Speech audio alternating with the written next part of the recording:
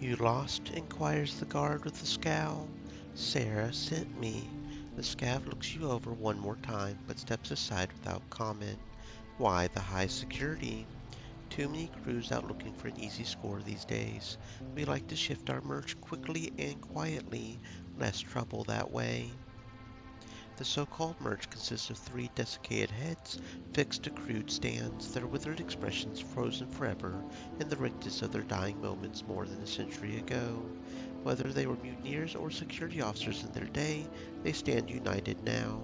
All three heads sport ocular and neural uplink implants, a rich haul even if half the implants are fried. This one's a sergeant, I think. The scav points at the dented metal knob embedded in the left temple. A squad leader, maybe even a TAC team if we're lucky. Faith? Well, you would need to extract the implants and run some tests to see if they're still functioning. Other signs show problems with the tech. Superficial burns indicating a power surge, bone loss around the devices, and scar tissue indicating frequent access for repair. The data jack on the leftmost head is fried, but the ocular seems fine, whereas the ocular on the head to the right has been repaired multiple times. Not a good sign, but the data jack looks functional. Out of the three, the Sarge is in the best shape. While the ocular was apparently destroyed by plasma fire, the squad leader and data jack show little wear and tear. Looks like this newly promoted soldier barely had time to enjoy his upgrades. Sarah said you had something for her. I owe her 500 credits, so the standard package should cover it, says the scav, pointing at the heads with the standard gear. What about the squad leader? Sorry, friend. Gear that rare never stays put for long. Got a buyer on the way here as we speak. As if on cue, the door slides open and a fully armored, heavy-set man strides into the warehouse. He's trailed by a couple of flunkies, hired, you're guessing, to squawk if anything comes up on his six. A big man pauses for a moment like a predator sniffing the air and glances into every corner of the room. When his eyes land on you, he waits until his goggles get a read on you, then frowns. Clearly, this is a man who doesn't like surprises. Which one is mine? He nods at the grotesque heads. Sorry, buddy. First come, first serve. What's going on here, Jimmy? Asks the newcomer, without looking in your direction again. You know how I feel about people wasting my time. It's nothing, Manfred. Jimmy tries for amused, but his voice is sliding down the register towards pleading.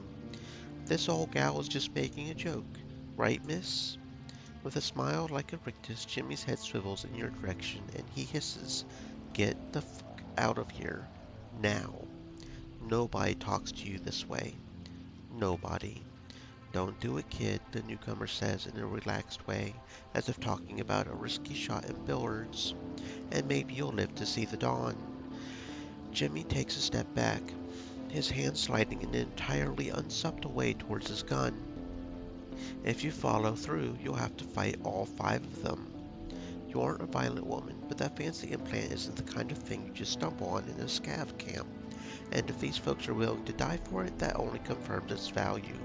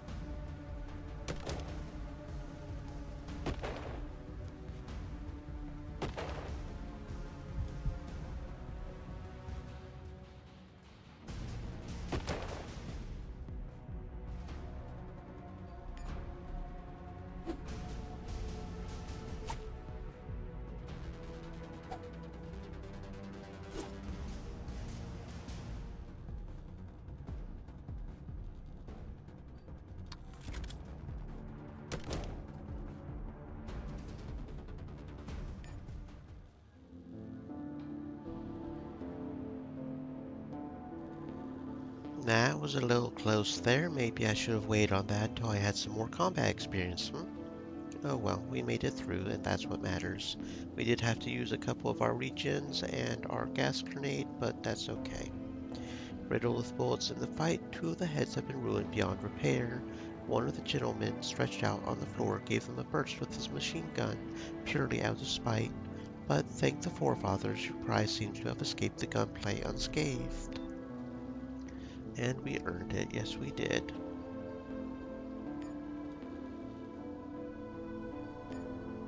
Okay, apparently we don't have enough biotech to do that. Maybe if we, no wait, that should have been faith anyways. Okay, I don't know. Max, max, max. Yeah, that was a painful fight, that's for sure.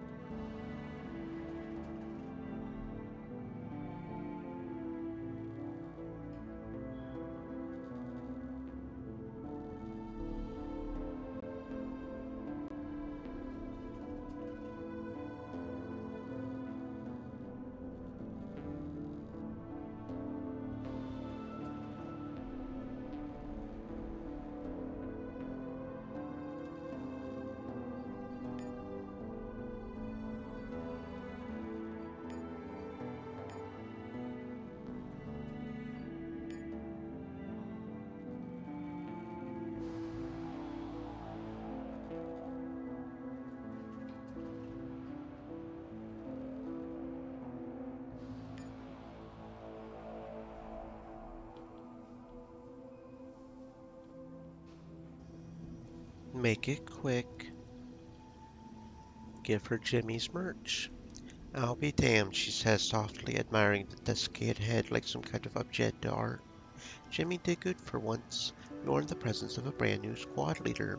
The dad jack looks serviceable too, but those aren't exactly a rarity. This miracle of technology, though, there's probably fewer than 50 squad leaders left on the entire ship.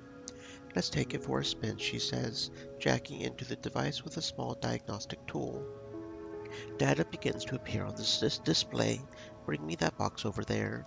You've already taken 10 steps and have your hands on the box before stopping to give your head a shake. You are somehow compelled to action. Sarah chuckles to herself. What was that? The science is beyond me, but it encourages the target to follow orders. It won't override an enemy's mind or affect anyone actively resisting you, but it augments your control over people who've already accepted your authority. This implant wasn't even military originally. It was developed by a private corporation on Earth to boost efficiency. It worked so well that the government took notice and developed a combat model. What do you think? This beauty could be all yours for not much more than the price of a ticket back to Earth. 700 credits, including cleaning and installation. Since you and I are good friends, I'll even throw in the data jack. That's it? No reward? Well, I have to admit, I didn't expect a squad leader, which is more than Jimmy owed me. She does some math in her head, then puts 10 medkits and 3 stims on the table. Stay out of trouble. And yet the reward info says 8 medkits. So, not sure how to feel about that, but, it's okay. We can figure that out. And yes, we do want the squad leader, because that gives us, our followers, more accuracy, evasion, crit chance, and initiative. While we're at it, honestly, tempted to go ahead and just get the neural uplink, because it's only 2. That probably is a good idea. Let's see. We have 20 medkits, right? I think I want to try to stay around 500 medkits. 50 medkits if possible. So can I buy another 30? That would be nice. We'll have to sell something worth 50 credits to have 50 medkits. That's okay. Got a few things I am willing to sell. Only problem with that is I also do need to probably buy some 45 armor. But I'm sure we can figure that out. Oh, we're still 2 credits short. Okay, so no. We'll get, say, 20 medkits. That'll give us 248 credits. 250 credits to do some weapons, I guess. Some ammo. And if we come back and can have the money to do it, that's fine. Okay. There we go. Auto sort. Auto sort. There we go. Okay, let's install some of these implants. Install implants on myself. Accept the waiver.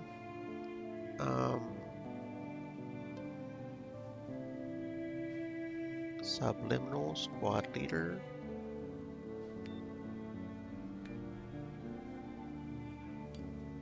And neural, right? Intelligence +1.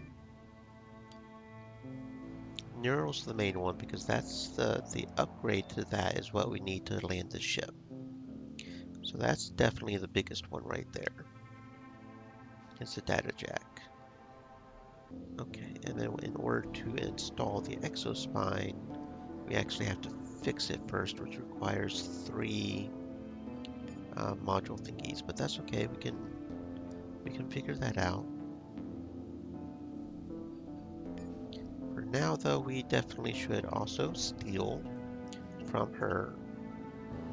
Grab Nago stem over here. I think that's the only thing we can steal from her. And then over here somewhere there should be some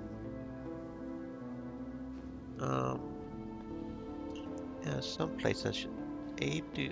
You also have stuff to steal, so yeah, let's go up to Abe, grab some ammo over here. Well, there we go. 1245 ammo, that works. Grab the maintenance HUD. I don't know if that's actually worth it. Maintenance HUD. Better aimed, but we lose thermal vision, resistance optical, and that little bit of reaction. So no, that's, well, wait, what do these guys have?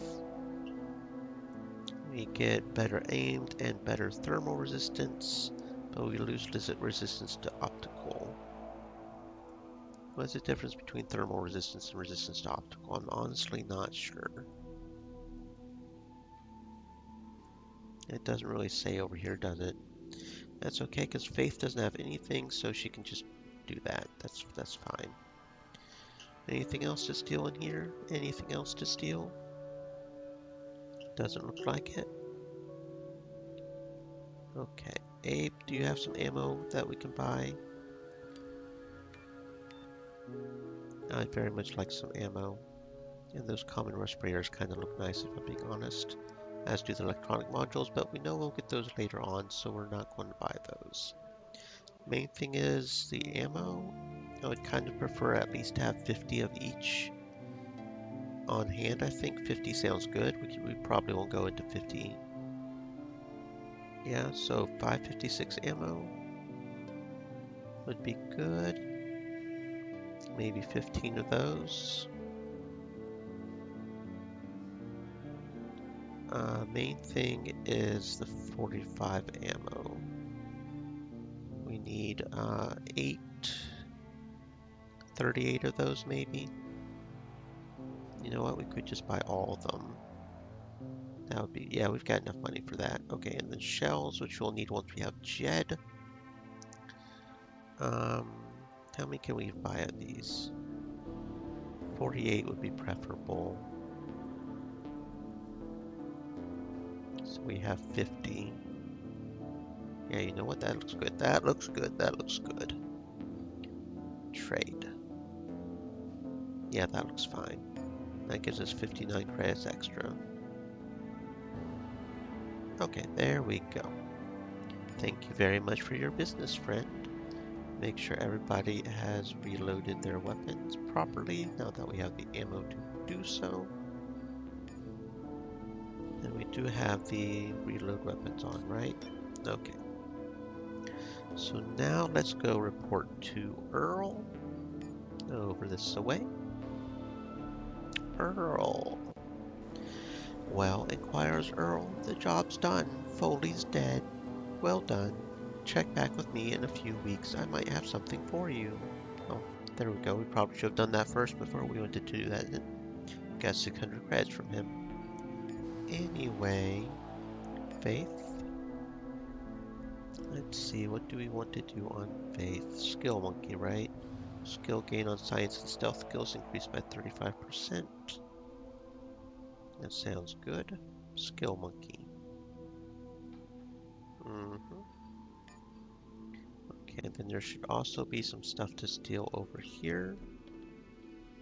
Made the shells disappear, and then over here. We got a gas grenade. Okay. Very good. Gotta make sure to go around and make sure to steal everything we can. Everything that's not nailed down, right?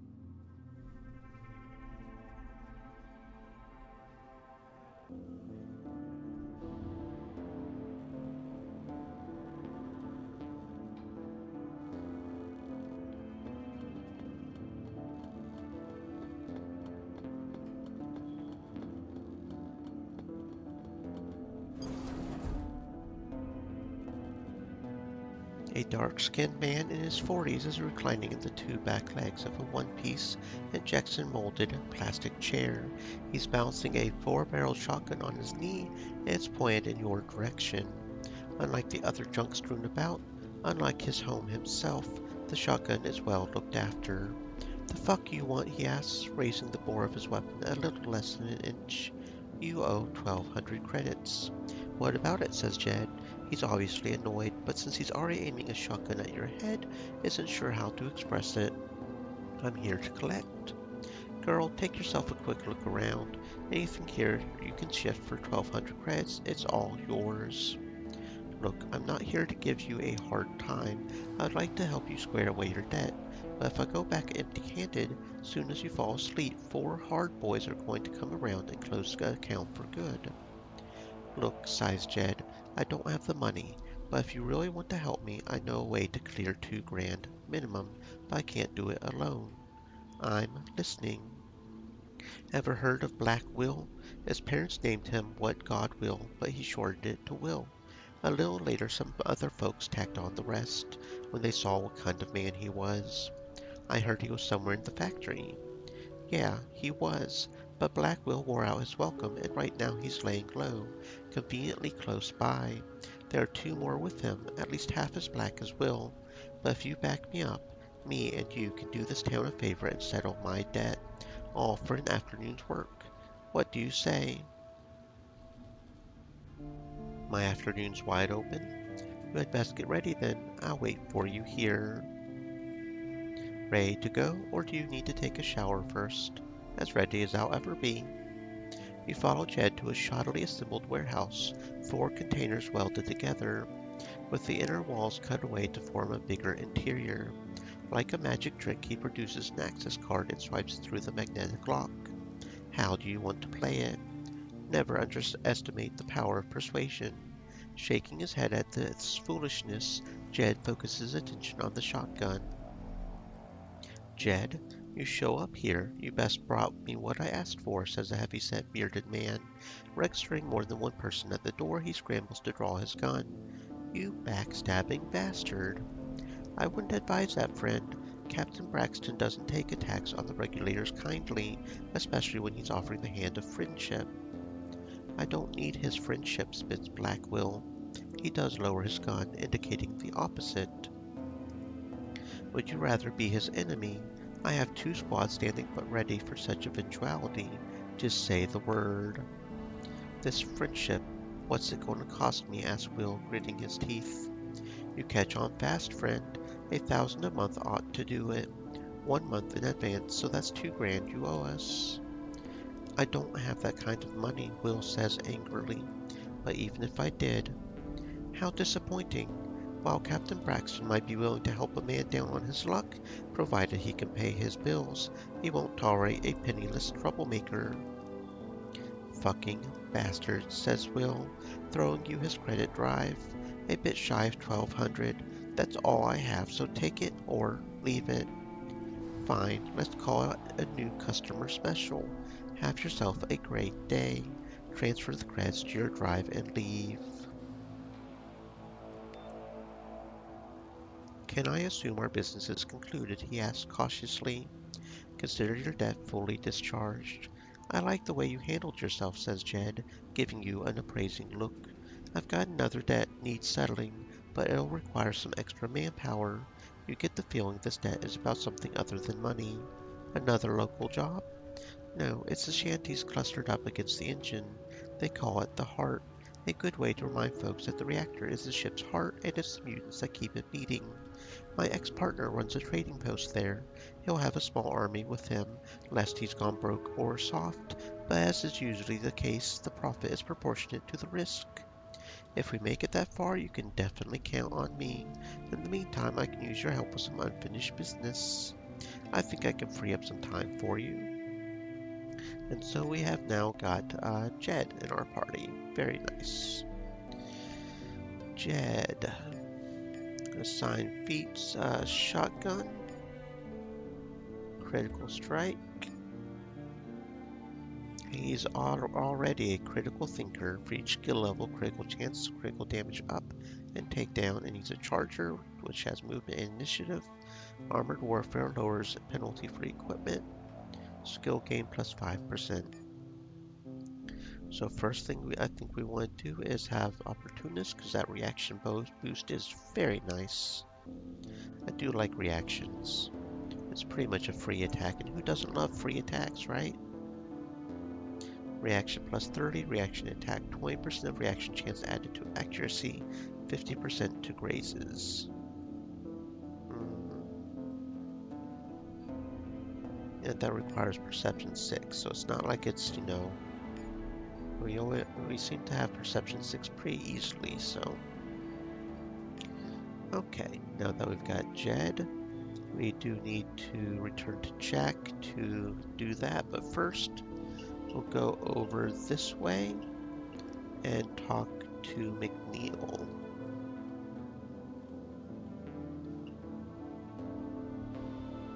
McNeil right over here. How's life treating you, Jade? Asked McNeil, grinning from ear to ear. Did you hear about that stuff we found 2 weeks ago? An anti-riot officer dressed to kill. He chuckles at his own joke. The gear's in mint condition like it was issued yesterday. Brother Solomon sent me. He wants his deacon back.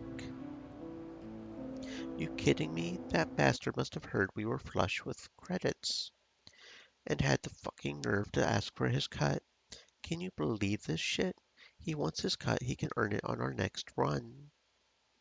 He doesn't want a cut. The church does. You sure you want them for an enemy? Me? I didn't start this shit. That fucking weasel did when he tried to shake me down. Don't you think it was a little bit too easy? A deacon comes in and makes outrageous demands, practically forcing you to do something stupid. What are you saying? Asked McNeil, squinting at you. They're playing me? They need an excuse to roll in. The deacon plays a victim. His trigger-happy friends come to his rescue and take over your operations in the process. You let the deacon go, they have no choice but to call it off.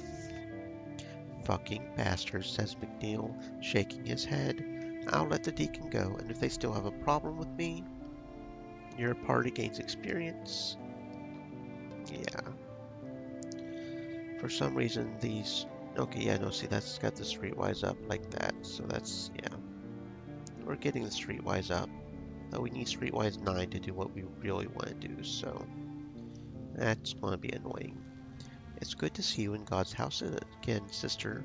I rescued your deacon. The Lord works through you, sister. This much is clear. The question is, will you dedicate yourself to his service? There is no greater calling than serving the Lord, brother. A man came to see me. Not Braxton, not Jonas, but me. The preacher pauses, letting you appreciate the significance of this fact. He asked for help, but all I could do was lift his spirits and give him hope to last a bit longer, for I knew the Lord will send someone. Find that man and ease his sufferings, sister. You want me to find a man with no name? The man himself might be hard to find, but the source of his problems should be easy enough to track down.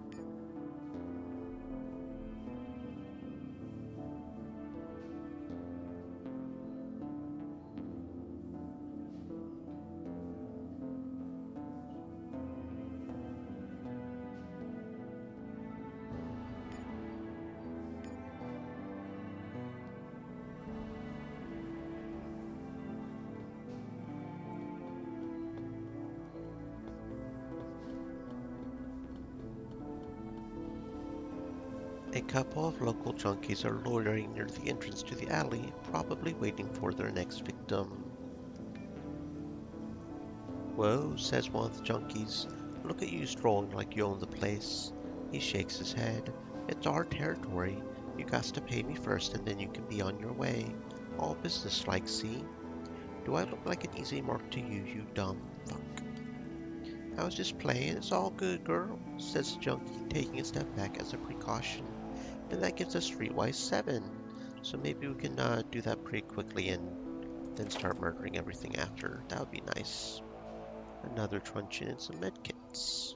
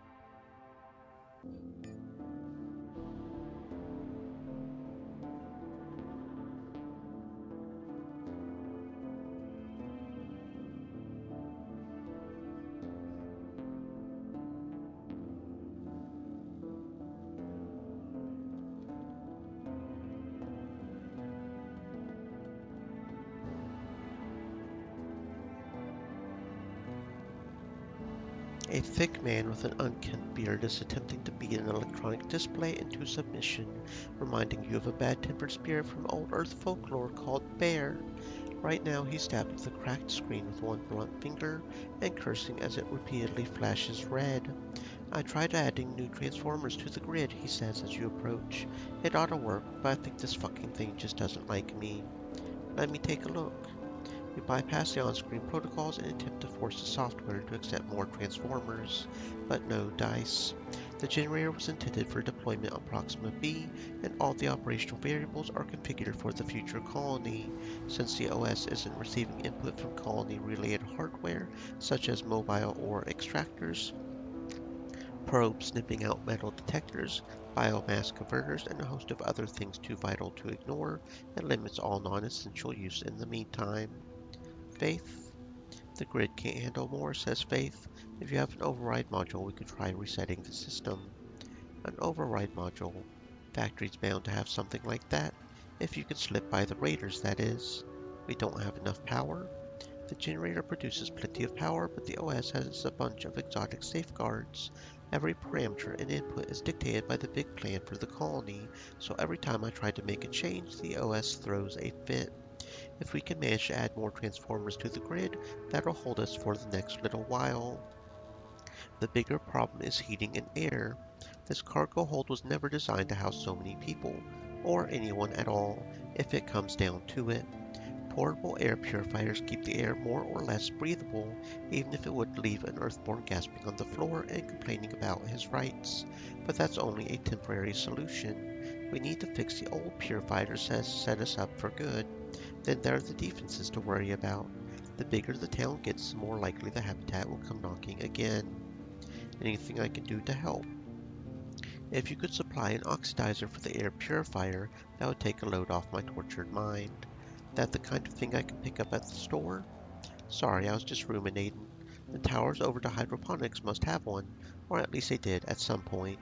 Best check there first.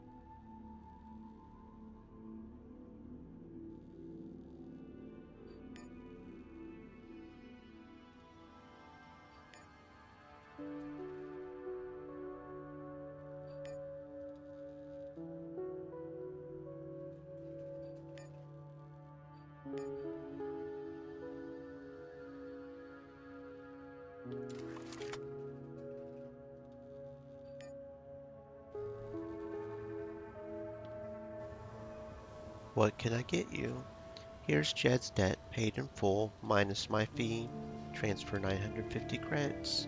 Thanks, Jade. Here's something extra for your trouble. It gives you a couple of combat stims. Thank you very much, friend. Let's go over to Boone's Moonshine. Did we ever rob the guy here? We did. Okay, good.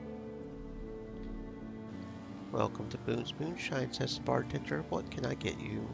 Any work around here? Must be your lucky day, grins Boone. My algae shipment is 3 days late and my customers are complaining. Fetch it for me and I'll pay you 1,000 credits. 1,000 credits for a delivery job. 1,000 credits for a shipment of algae, says Boone, correcting you. I pay Carlos 900 a case, but I'm willing to throw in an extra 100 for delivery. If you can get better price from Carlos, that's between you and him. Where can I find this Carlos? Over at Hydroponics. Where else? I hope you don't mind a bit of traveling to expand your horizons. I'll see what I can do, friend. I'll see what I can do. No promises, of course, but I'll see what I can do. Okay, so let's go ahead. We should be able to fix this thingy now. Yeah, there we go. So we can go ahead and install the exospine on ourselves. Or we should be able to. Main thing is the heart. The heart's really good, but strength +1 is pretty good too. So we'll install the exospine. There we go. Because the upgrades really do help quite a bit. So now what else do we need to do? Find the override module, control module, confront Jonas, travel to the armory. I think we've done almost all the classic stuff for that one thing there, and we've robbed everybody that we can, I believe. I believe so. So let's go do the justice stuff. And then we'll go ahead and head on to hydroponics. You're standing in the shadow of a massive arena. Dozens of shipping containers form the walls at the lowest level and provide seating for hundreds of spectators. A gantry crane towers overhead, rigged with several powerful projectors to illuminate the space below. You wonder for a moment if real daylight is as bright. You want to file a grievance or apply for a job. The speaker is wearing a gold-striped trench coat that marks him for a man of importance. I'm looking for a job. We're running low on legal representation for the prosecution, he admits with a sad shake of his head. Lost 3 officers last week in a string of challenging cases. Sure, I'll give it a try. Excellent, smiles the man. I am the court's chief justice, which means I'm in charge here. You'll start out as a deputy prosecutor sorting out minor cases, misdemeanors mostly. If you if you do well, you'll be promoted and get to prosecute more interesting cases. Who knows, you might even make judge one day. Ready for your first case? Sure. Let me see. The Chief Justice pulls out an electronic notepad and begins swiping through a series of screens, full of very ornate, hard-to-read font. The first defendant is one John Doe, meaning he refused to tell us his name. We call that an aggravating circumstance. Our friend Mr. Doe stands accused of cheating during a game of poker. He vehemently denies the charge. Don't they all, though? A jury of his peers, in this case fellow poker players, agree that John Doe cheated and also had shifty eyes, so the case goes to trial. John's been on a diet of water and Intab half rations for 3 weeks, so I'm guessing he'll present a pretty weak case. When do I get paid? A mercenary. I would think continuing the legacy of our progressive judicial system would be reward enough. He waits a moment to see if you'll change her mind. But in any case, a convicted criminal forfeits all possessions to the prosecution, meaning you. Enjoy.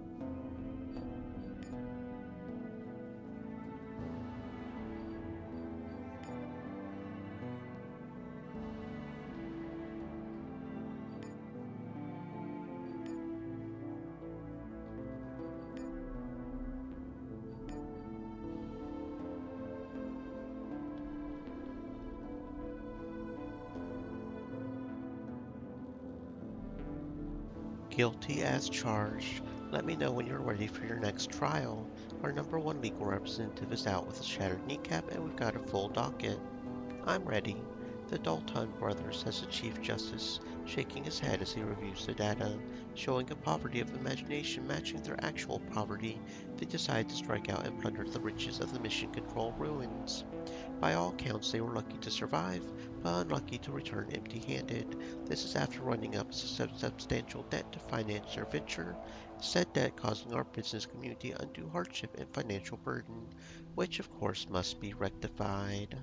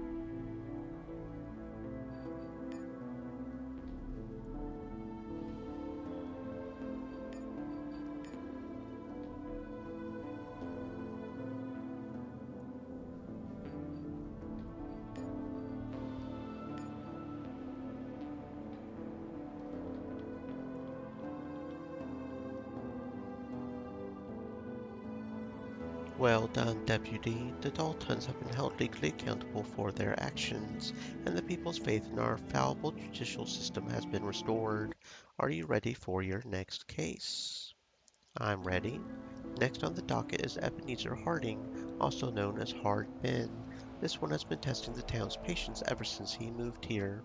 The low-down backshooter is alleged to have killed 3 men in cold blood out in the Mission Control ruins, and then he returned here to sell their cargo.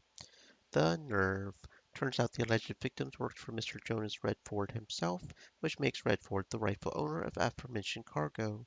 Mr. Harding is also incurred a fine for the unlawful termination of the dead man's employment contracts, but when all this was explained to him by one of my clerks, the miscreant not only refused to pay the fine, he refused to surrender the stolen goods.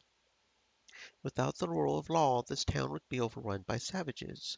It's time for you to send a strong message to Mr. Harding and any of his friends who might be skulking about that their kind isn't welcome here. Any other details? Though unscrupulous and ill-mannered, Mr. Harding isn't entirely ignorant of the boons of civilization. He has several gizmos in his possession, including an energy shield. As I'm sure you're aware, I'm obliged by law to disclose all facts of the case that might come up during the trial. Are you telling me this bastard will show up fully loaded? The Chief Justice raises one finger and intones, "No person shall be deprived of life, liberty, or property without due process of law."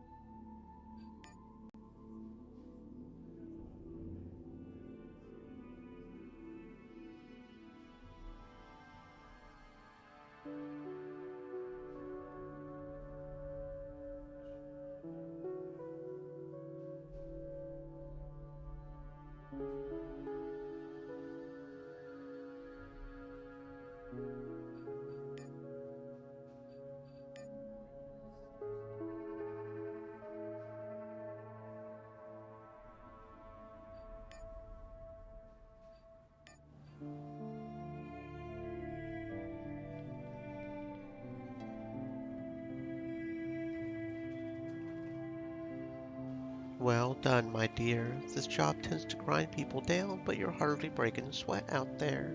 What's next on the docket? A gang of vile road agents calling themselves the Black Hand. These thugs make their living terrorizing traders passing through the factory. A group of regulators nabbed 3 of these miscreants looting dead bodies at the scene of the latest attack. Now they are fully going to face justice.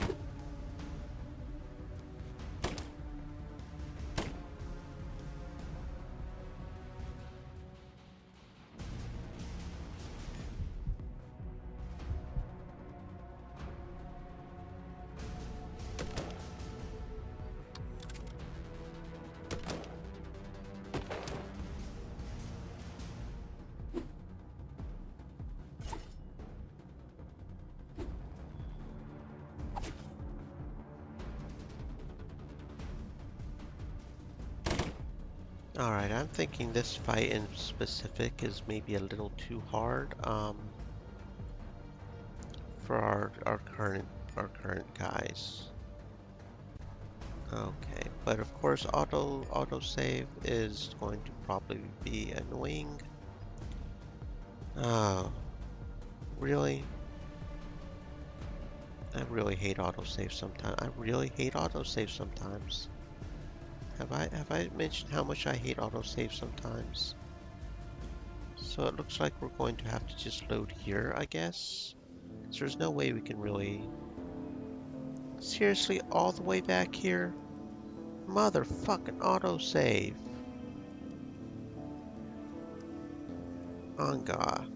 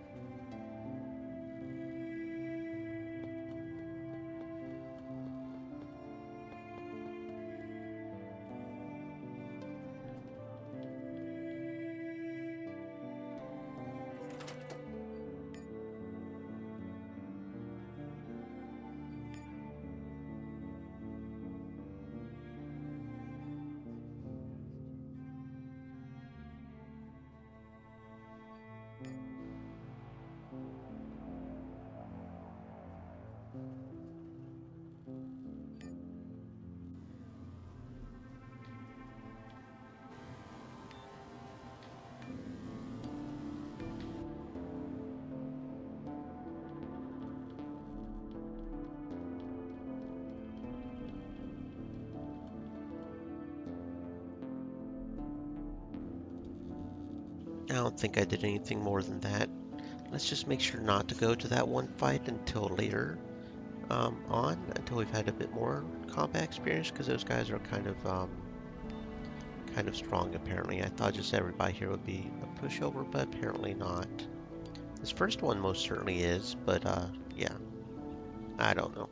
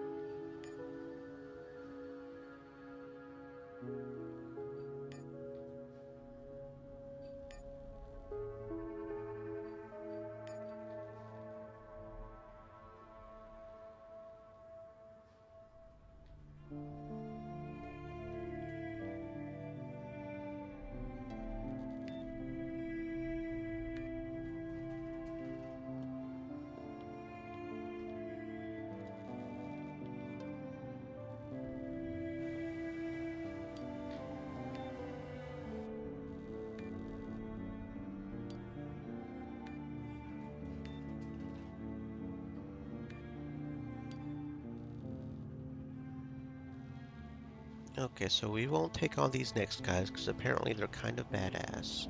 What else do we need to do? I think we've stolen and done everything we can right now in the pit. I do believe. So we did that and we did that and we did that. So we just need to go hydroponics now. I believe we just need to go to hydroponics now. Wasn't there something in the outer gate as well? Yeah, I think there was some stuff over here we could get actually real quick. But other than that, we just need to go to hydroponics. I think we've I think we've stolen everything we can in the. We did do the one near my apartment, right? I think we did.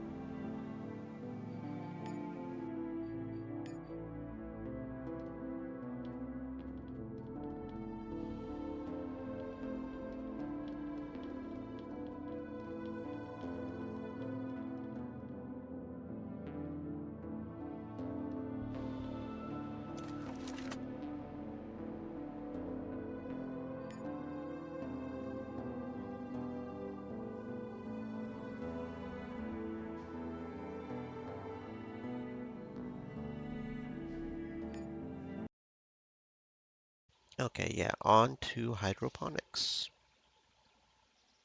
Because there is one quest here that we can only do in Chapter 1. The hydroponic division was originally conceived to adapt terrain plants to the anticipated environment of Proxima Centauri. Extensive gene editing was employed to develop resistance to alien fungi and pests, and accelerated adaptation hacked into the plant's genetic code. Like many other critical systems, hydroponics was abandoned during the mutiny. The carefully cultivated flora and fauna was left on its own in harsh environments designed to propagate rapid and brutal evolutionary cycles. When men returned to reclaim hydroponics, they discovered an environment as wild and hostile as any Earth jungle. Okay, hydroponics. The green level specifically, since yellow and yellow and red are technically two different things. Make sure to steal the medic and the med kit and some ammo over here.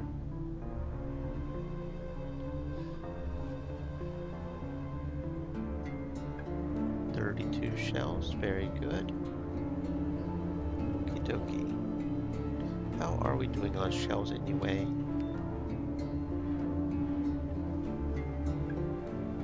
We're doing pretty good, I think, for the most part. Got 59 medkits, yeah, we're doing pretty good, okay.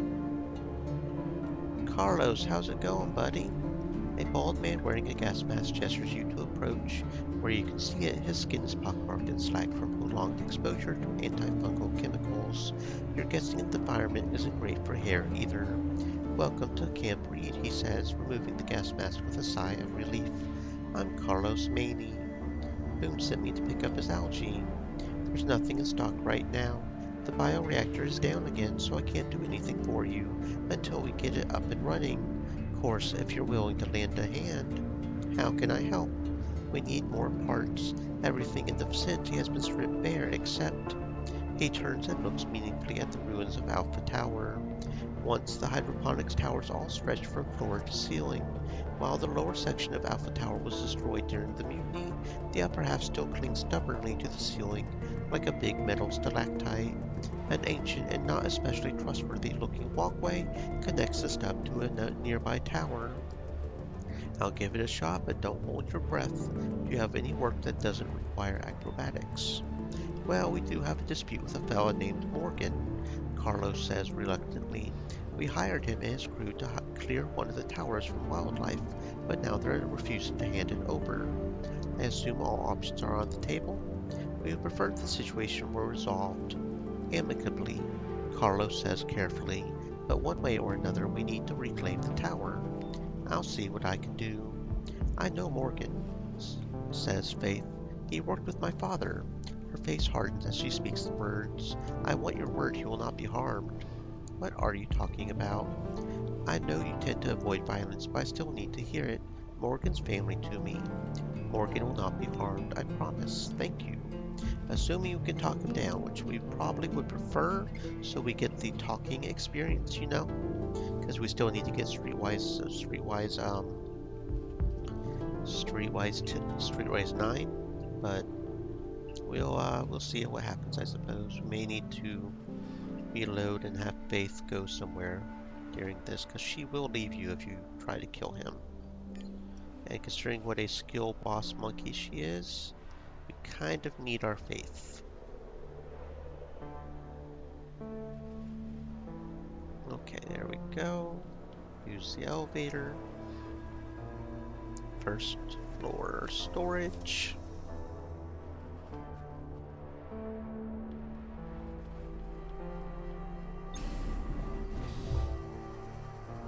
I've never seen anything like this, says Evan, staring at the greenery around him. Even the air tastes different here. We best get going. That's hydroponics for you, buddy. That's hydroponics. All the way over here to tower data. Private property, says the guard, raising his hand. No trespassing. Carlos sent me. Step right in, says the guard. The chief's been waiting for you. Morgan, a stocky, gray-haired man with shrewd eyes, is feeding two bullfrogs, throwing them chunks of odd-looking meat with delight. Then he notices Faith, and his expression changes instantly. Faith, is that you? But I thought... Wait for Faith to answer. Still alive, Faith says with a thin smile, which is more than could be said about Foley. That was you? Morgan asks in disbelief. Faith nods. If you need anything, says Morgan, his voice surprisingly soft and gentle. Anything at all. Carlos sent us. It's time for you to leave. Morgan glances at Faith but finds no support there. That's a big ask, he says after a pause. What if I say no? Carlos won't pay you. I hope you figured it out by now. We have nothing to gain by staying but everything to lose. We can fight, Morgan says stubbornly. We have them critters on our side. Cut the crap, Morgan. If your frogs were worth a damn in a fight, you wouldn't be sitting here waiting for Carlos to fold. All right, says Morgan. We'll leave. But you owe me one, and someday I'll come to collect. Okay, that's fair enough. Okay, so yeah, so we get some Streetwise from that, and our Streetwise is at 7 now, so we should be able to get to level 9 fairly well. The question is whether or not we'll be able to have enough combat experience by then to be able to whoop the boy, to be able to whoop Mama. That's going to be the question.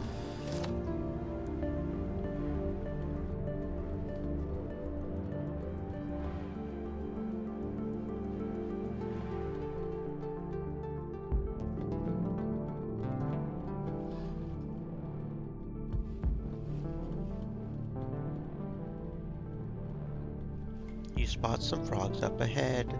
It's killing time.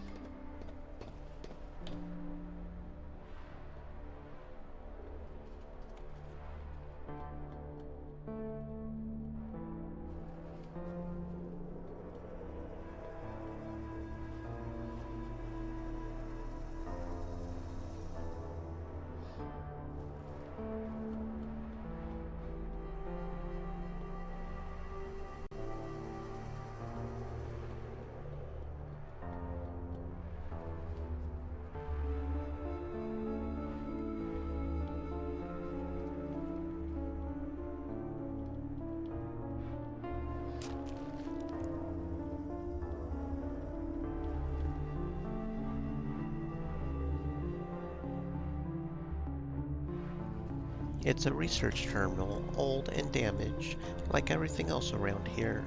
Most likely it's long gone, but you never know. Faith? Faith removes damaged parts that no longer respond, like a battlefield surgeon chopping limbs and intestines. What's left isn't pretty and barely functional, but it will live for now. Predictably, the Awakened OS has a bit of a problem with this new and improved design. It's stuck on the boot screen.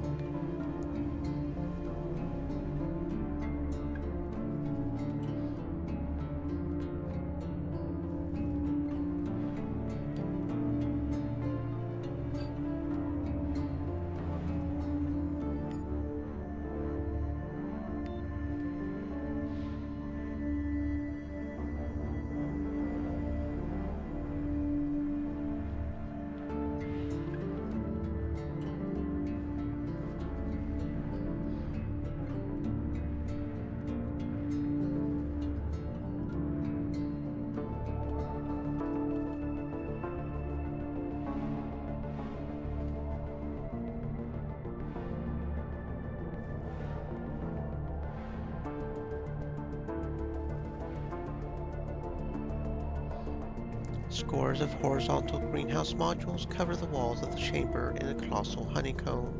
The hydroponic lights failed a long time ago, leaving everything to wither and die, but some specimens have adapted to the new environment. A few, disturbingly, have even come to thrive. You're about to take a step forward when you spot the telltale signs of a nest deep within the greenhouse module. Whatever's inside, you can handle it. Mistaking your fleeting interest for an all-out invasion, a startled frog jumps out to defend its home. Just a single frog that's not going to be very difficult to fight at all.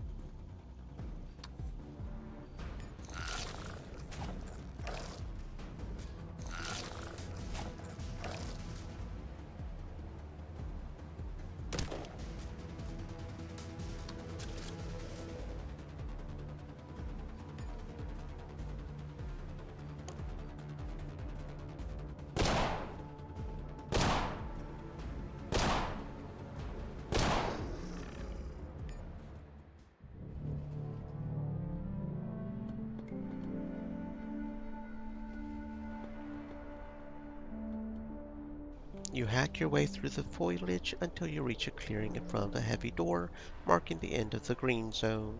Your arrival catches the attention of a large star-shaped mound of mutated flesh, another gift from hydroponics' brightest but misguided minds to their grateful descendants. An avid predator and an opportunistic feeder, the starfish is an excellent addition to any terraforming arsenal. Of course, it's much easier to appreciate its eagerness to devour pests when you're a scientist behind thick glass than when you are a pest, so maybe you should run while you still can. Just kill it, how hard could it be?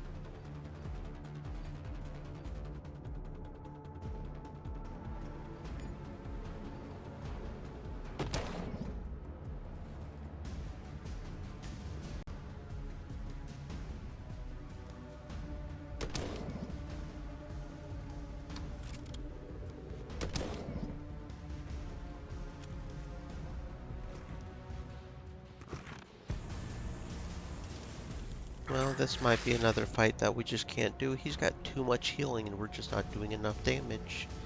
How far back is the autosave going to throw us this time? I just thought we could deal with it, but apparently we can't. Really? Really? I can't. Okay, so we're okay. No, we're good. We can go back here. Okay. Thankfully it wasn't too far back. And I forgot to get the 16 shotgun shells from here, but that's okay. So yeah, apparently we're going to have to wait on that, because that combat's pretty hard too, apparently. But we really need to get Evans a better gun. His gun, frankly, kind of sucks right now. A high-tech network of CEA globes controlled environment agriculture. Each globe is designed to act as a contained microbiome, simulating countless combinations of nutrients, acidity, or alkalinity in the soil, temperature, and fungi. Plants require fungi in the soil to survive, so developing fungal strains that would flourish under alien conditions was equally important as cultivating hardy plants. The plants within are long dead, but one of its compartments at the base of the unit contains an unexpected prize, a worn Shredder shotgun.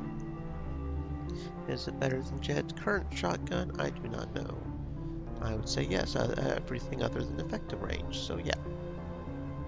Unload and reload. There we go. Auto sort.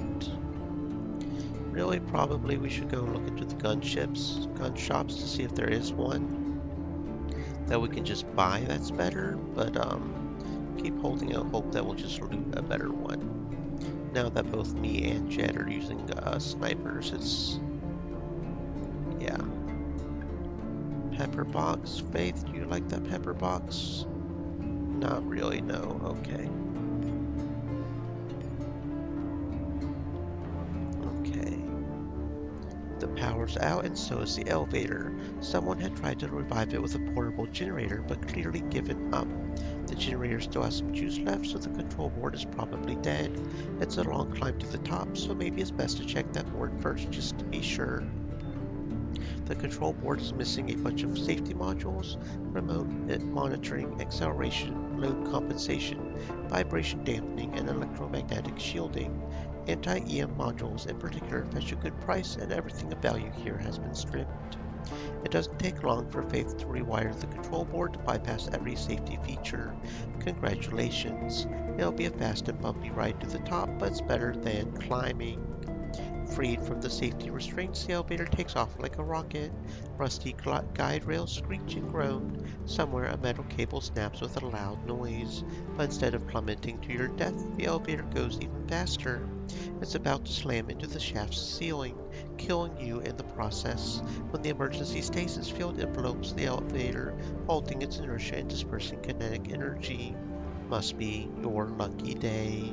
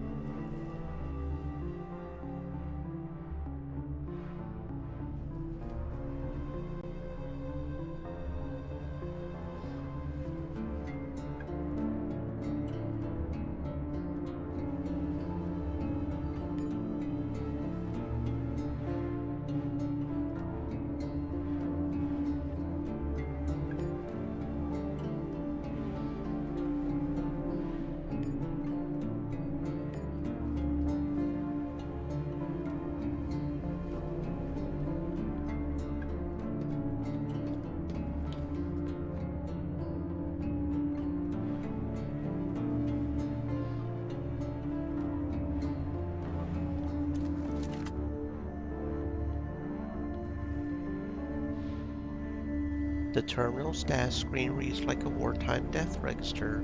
Almost everything is flagged a hopeless red, meaning offline and non-functional. The few items in dubious yellow have a long road between them and systems ready green, but one option catches your attention. The terminal can send the currently docked unit to what's left of Tower 3. You could hitch a comfortable ride to your destination instead of risking your health on the ramshackle walkways. At first, the terminal fussily insists on the confirmation from its long-dead brother in Tower 3. Once Faith bypasses that protocol, the terminal informs you that the docked unit is in quarantine. Standard feedback when no inspection report has been filed in over 90 days, or in this case, well over 100 years. The official solution is to sterilize it, but the maintenance programs are as dead as the founder's dream. Nothing that changing the date and the digital timestamp won't fix. The final challenge is, thankfully, the easiest. Faking an authorization is barely the work of a dozen keystrokes. It's done. Our chariot awaits. There we go.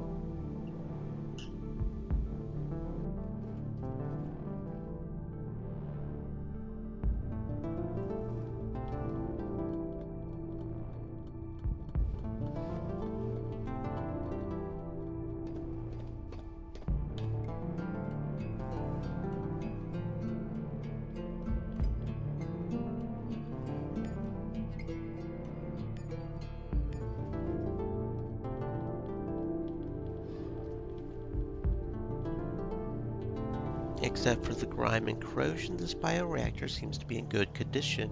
A strange, translucent worm slithers out from one of the plastic tubes, leaving a trail of glowing sludge behind, and you revise your estimation to poor. Strip it for its parts. You don't know much about bioreactors, but you know salvage work. Precision parts are always in demand, so you carefully remove every impeller, agitator, and valve you can find. The stirrer motor is dead, but two sensors are still clinging to life, which is more than you hoped for. Alright, there we go. We got ourselves a bioreactor. An expressway down, secure the rope, and slide down. I apparently do not have enough computer yet, but I don't want to do that one fight until we have computer 4. So I think for right now, we'll just go back to Camp Reed and turn that in. And Faith should be able to upgrade the thing. And we really just need to go and get better gun for what's his name. We really just do. Third floor, living quarters. Yeah, we really just need to get a better gun for the dude. Browse the wares. You don't have any better guns, do you? No, you don't. Carlos. I've got the bioreactor parts. Excellent. We'll be back in business in no time. Here's the algae from our reserves and a little extra for the job well done. He gives you a metal container with the algae and a gas mask. Is there anything else I can do? Short of helping us clear the way into the habitat, not much. What do you mean? Hydroponics is sitting between the pit and the habitat. Since only the first zone is habitable, we're locked in here and have no choice but to sell all our algae to the pit. They know it and pay us a third of what we can get for it in the habitat. Can you open up the passage to the habitat then? I'm afraid it's impossible. We need to decontaminate the red zone, but without the right gear we can't even enter it. The squatters left, so the tower is yours. We're in your debt. Here, take this. He gives you an old plasma cartridge. Its charge indicator glowing weakly. Enough juice for 2 shots, maybe 3 if you're lucky. Thank you, I suppose. We got ourselves a biolab gas mask, but that replaces both the goggles and the respirator, which I don't really like, so that could be good for, you know, if we for those sections that we need 100% to get past. But okay, what will we do? What will we do? I'm thinking educated, because we don't have educated yet, right? That's a good one. More experience and tag skill, yeah. Let's do educated. And then I think I will go ahead. and do rifle. That sounds like a plan. Yeah, let's do rifle. Okay. Anybody else have? Yeah, you have a feat too. And we'll do educate for you as well.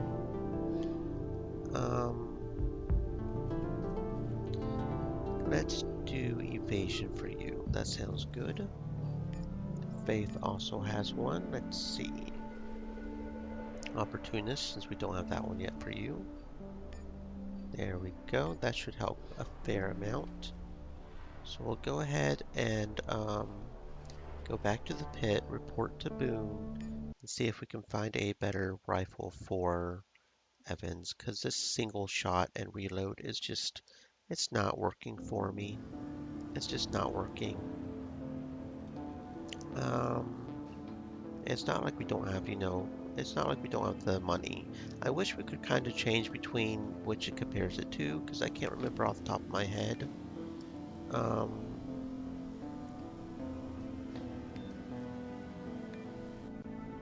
What we're currently wearing, which is kind of annoying. And it only compares it to my current, yeah. Submachine gun, assault rifle. Okay, there we go. He does have another old Betsy. So I will buy that old Betsy from you and give him a better weapon. Tempted to go ahead and just buy all the ammo. Yeah, we've got enough credits at this point to do that, so let's just buy all the ammo and the old Betsy. And give Evans a much better weapon. Evans, get rid of that piss-ass little bolter. Yeah. Old Betsy. There we go. Auto sort. Okay, that's much better. Off to Boone's Moonshine to turn this in. Welcome to Boone's Moonshine. What can I get you? Here's your algae. Finally, Boone opens the case and inspects the merchandise. Beautiful. Now about your payment. Would you rather take 1,000 credits, or would you rather take this security token? What is it? An authorization token. I got it from one of the Habitat goons. He said it's worth a lot of money. Boone whispers as if he's worried that the Habitat agents might hear him. What does it authorize? Are you blind? It says right here, basic combat training. It's like going to a 3-month boot camp on Earth. It's worth a lot more than the grand if you ask me, because these tokens are very difficult to find. So yeah, go over here to Old Earth Emporium and show him the token. Critical strike, evasion, and armor. Critical strike, evasion, and armor. I think I'm going to put that on Jed, mainly because of the armor and evasion, since he's probably going to be more in the front and need that. Okay, and we did drop that over there, so let's go ahead and go to the outskirts. Let's go up here and maybe see if we can train computer a little bit. We can't get all the way through this thing, I don't think. But we can at least train the computer a little bit, I think, on this over here. Because there should be one computer we can pass already. Yeah, that'll give her a little bit more. There we go. Now her computer is increased to 4. We don't have the computer 5. Oh, we need computer 5 to bypass that, but that's okay. So, we also can return to the power station, since we completed that one as well. Zeke, I found an oxidizer you need. Clean air, here we come. Thanks a lot, friend. I'll install it tonight. No problem, friend. Out for some air. Doesn't he have another quest? I thought he had another quest, but I guess not. At least not yet. I know he does, it's just not yet, apparently. Okay, so we'll go back to hydroponics. We'll hack that one thing, get the boost for killing frogs, and then we'll go kill that one frog group. I think that was over here in Ruin Tower, I believe. Yeah, more or less. Squeeze through here. And then maybe we'll also try to kill this thing now that we've got... Oh yeah, we have to go through here first. Derp. Silly, silly, silly thing. Then squeeze through the gap. Squeeze through the foliage first, then the gap. There we go. Come over here and examine the console again. But this time we have computer 4 and you're in. Unfortunately, the OS is too corrupted and the drive is too damaged to allow unimpeded access to the research files, but you get a pretty good idea. Genetically modified frogs, dirt cheap and easy to breed, were used as pest control for centuries. Their small size made them vulnerable to predators, so certain adjustments to their genetic architecture were recommended along with behavioral changes.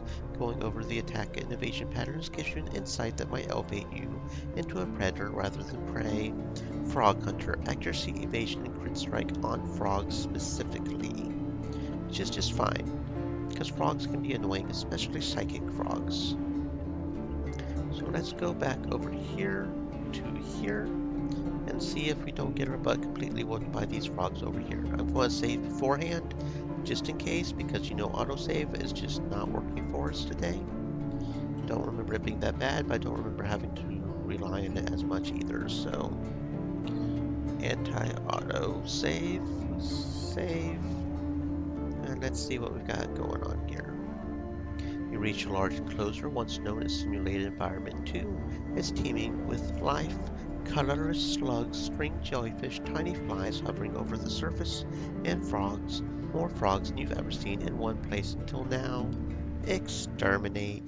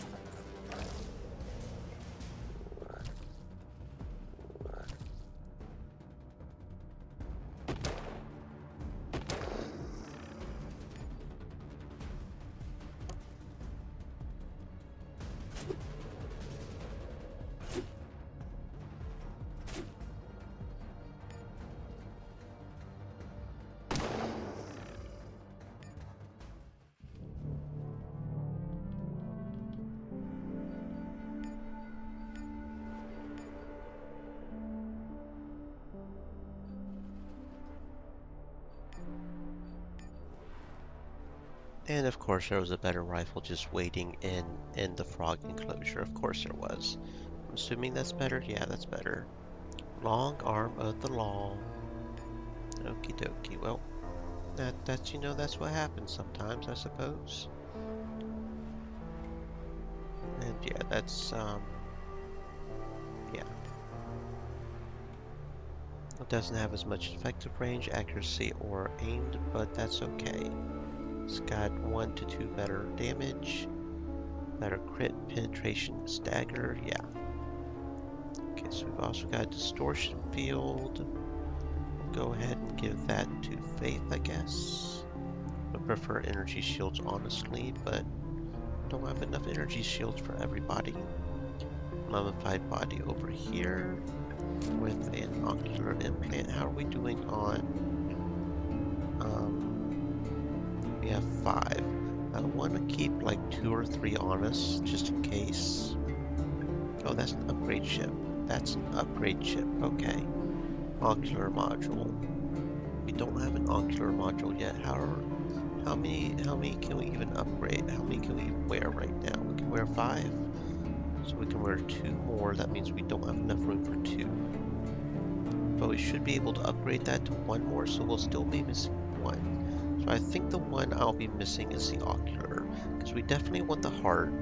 The heart is hell useful, and definitely the armor. I don't remember what the motor does. Does it show us? No. Motor cortex. Dexterity. What does dexterity do? Maybe we will do the ocular and not the motor. Dexterity, unless that affects, no,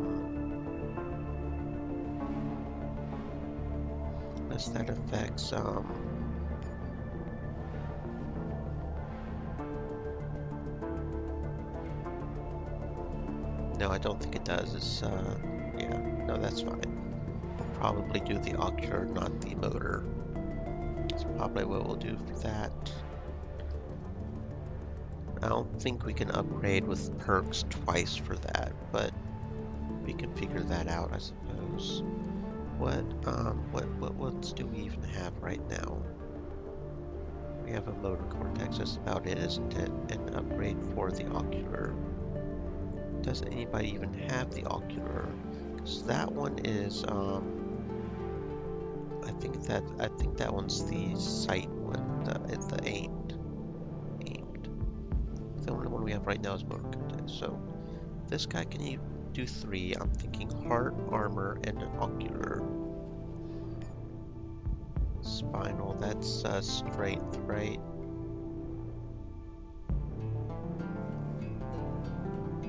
Yeah. So for him, I'm thinking heart, armor, and ocular, probably. Heart, armor, and ocular, yeah. Probably. She's already got Dajax. She could do 1 more, so probably the heart, and then the armor when we upgrade her. And if he can get another one, then heart, armor, ocular, and motor. Yeah. Because armor's really good with that natural DR. So more than likely, the only time we'll use the motor is on Evans for his 4th when we upgrade him. Unless we just want to go ahead and put it in now, I guess. Okay. Cool. Yeah, we've got this figured out. Okay. So now I'm going to go with our upgraded weapons. Try to do the starfish 1 more time. Maybe we have enough damage now. Maybe not. We'll see. I just want to try now that we've got better weapons and stuff. We'll go ahead and save just in case. Right here. In case this goes as badly as it probably will.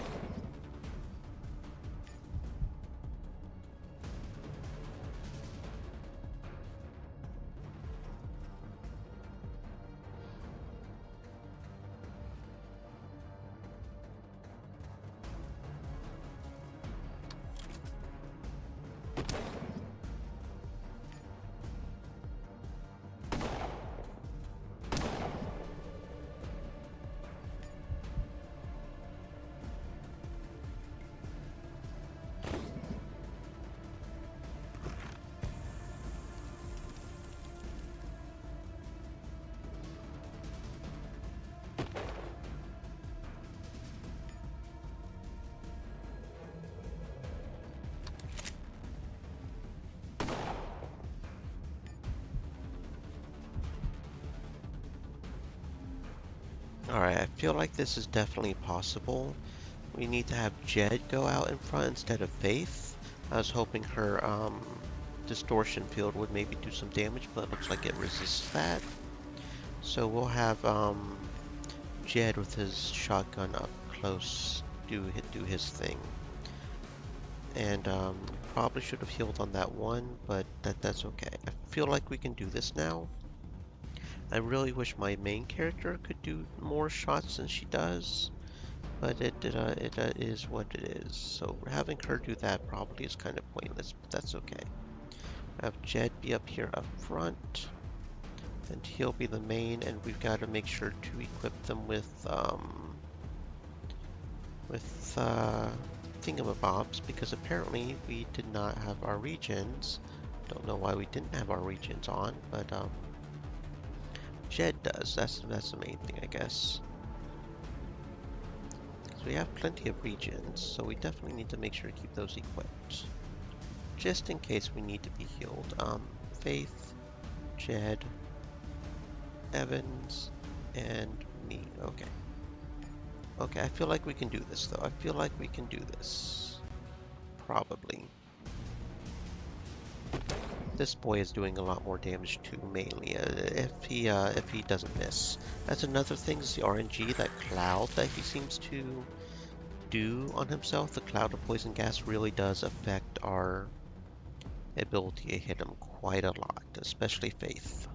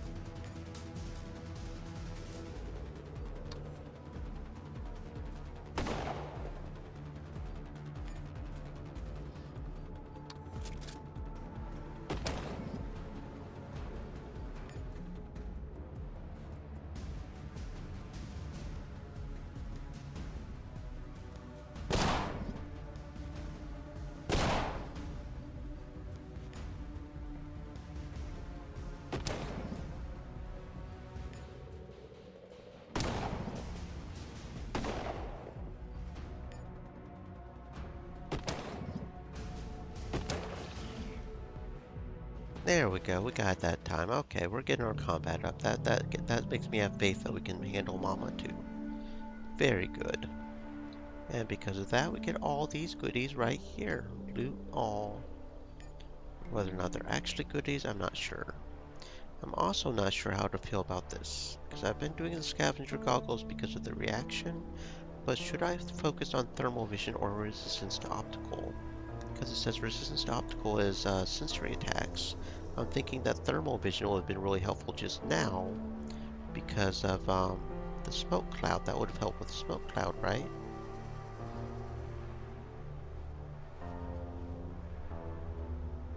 And either if it is thermal vision we want to focus on, it is the reaction. The scavenger goggles would be better. But we do lose the resistance to optical, so I'm not sure how to feel about that. At least from the combat standpoint, you guys know. We've also got a chopper, which is just all around better than the machete, just no contest there. And the problem with the assault armor is it replaces the jacket, which we do not want. The pilot helmet does not do that, so that would be one less on projectile, 2 more in melee, 1 more in energy. So yeah, that looks pretty good. And then the diver leg armor is just better overall. And then the scav arm guards are full armor, which we do not want to do. So pass down the savings to the friends. This one already has a machete, scavenger boots. And that's 664, 574. It's more even to do the scavenger boots. And then the reinforced bucket helmet. Okay, we're good. Okay. And then Faith probably can use the machete. It does lose a bit of reaction and penetration, but it's got better damage.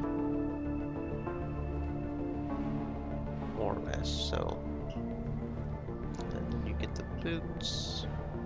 That's just better overall. You've already got work goggles. Okay, Jed. You've already got the green bowler helmet.